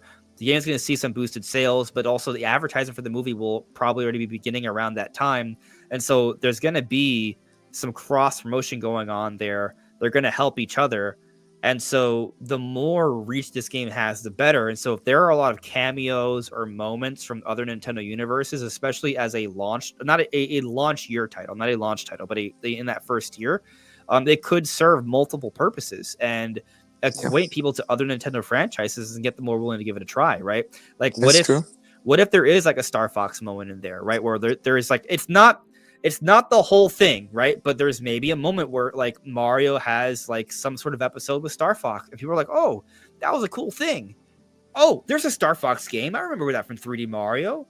Let's give it a try, right? Or what if there's like, you explore Donkey Kong Jungle or Luigi's Mansion, which are Mario universe things already, right? Yeah. Just expanded, not a stretch. Or what if you do something with Wario? Like those would be amazing things. And depending on how you look at it, you look at what they did with Galaxy, you look at it with Mario Odyssey, kind of venturing off to these very wacky, random areas. Oh, yeah. It might be more within the wheelhouse for a 3D Mario team than some people want to give credit for. True. I mean, at the very least, I think we're going to get more unique stuff, more stuff that we don't necessarily expect from, typical like Mario desert level, Mario grass level, Mario water level. Like lately with Mario Odyssey and Mario Wonder, we've been getting all this different crazy, wacky, interesting things that Mario gets to do and places he gets to explore. So I'm sure they're going to keep going hard on that. And I definitely expect it. It's not going to be, the environments we're going to be going through will not be generic. That's for sure. Yeah, I mean, that would definitely help for sure. But I think I've pretty much covered everything on my mind as of late. We touched on the Xenoblade stuff. Yeah, I think we covered it. Yeah, I think so. Yeah. Now, hopefully we get some interesting news this week. Maybe there'll be another live stream this week. If Nintendo announces a direct in advance, I will try to cover it. So we will see what happens. But yeah, I think we can wrap it up. Thank you everyone for coming by.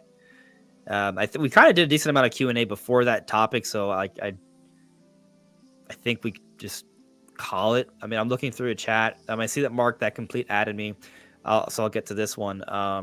I could see a Tears of the Kingdom level in the new Smash. It starts in the sky, transitions to the surface, and then ends to the depths with a giant obsidian frogs in the background, Kraid style. That sounds pretty epic. Oh, thanks. Yeah. And maybe there's even dragons. I'm not gonna say anything more than that, but by that point, maybe people aren't as upset about spoilers. So that's a possibility. I mean, there's a dragon that goes into the depths and back out. Yeah. So what if you ride the dragon during that segment? What if the dragon is a stage? Yeah. Yeah. At least part of it, but possibly all of it, because the dragon does go through all the realms. So it makes sense.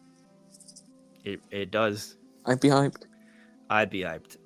Man, that moment in Tears of the Kingdom was awesome. So, but anyways, let's end it now so the show can end at a reasonable time. Thank you everyone for coming by. It was a good time. We'll see you soon. Take care. Bye guys.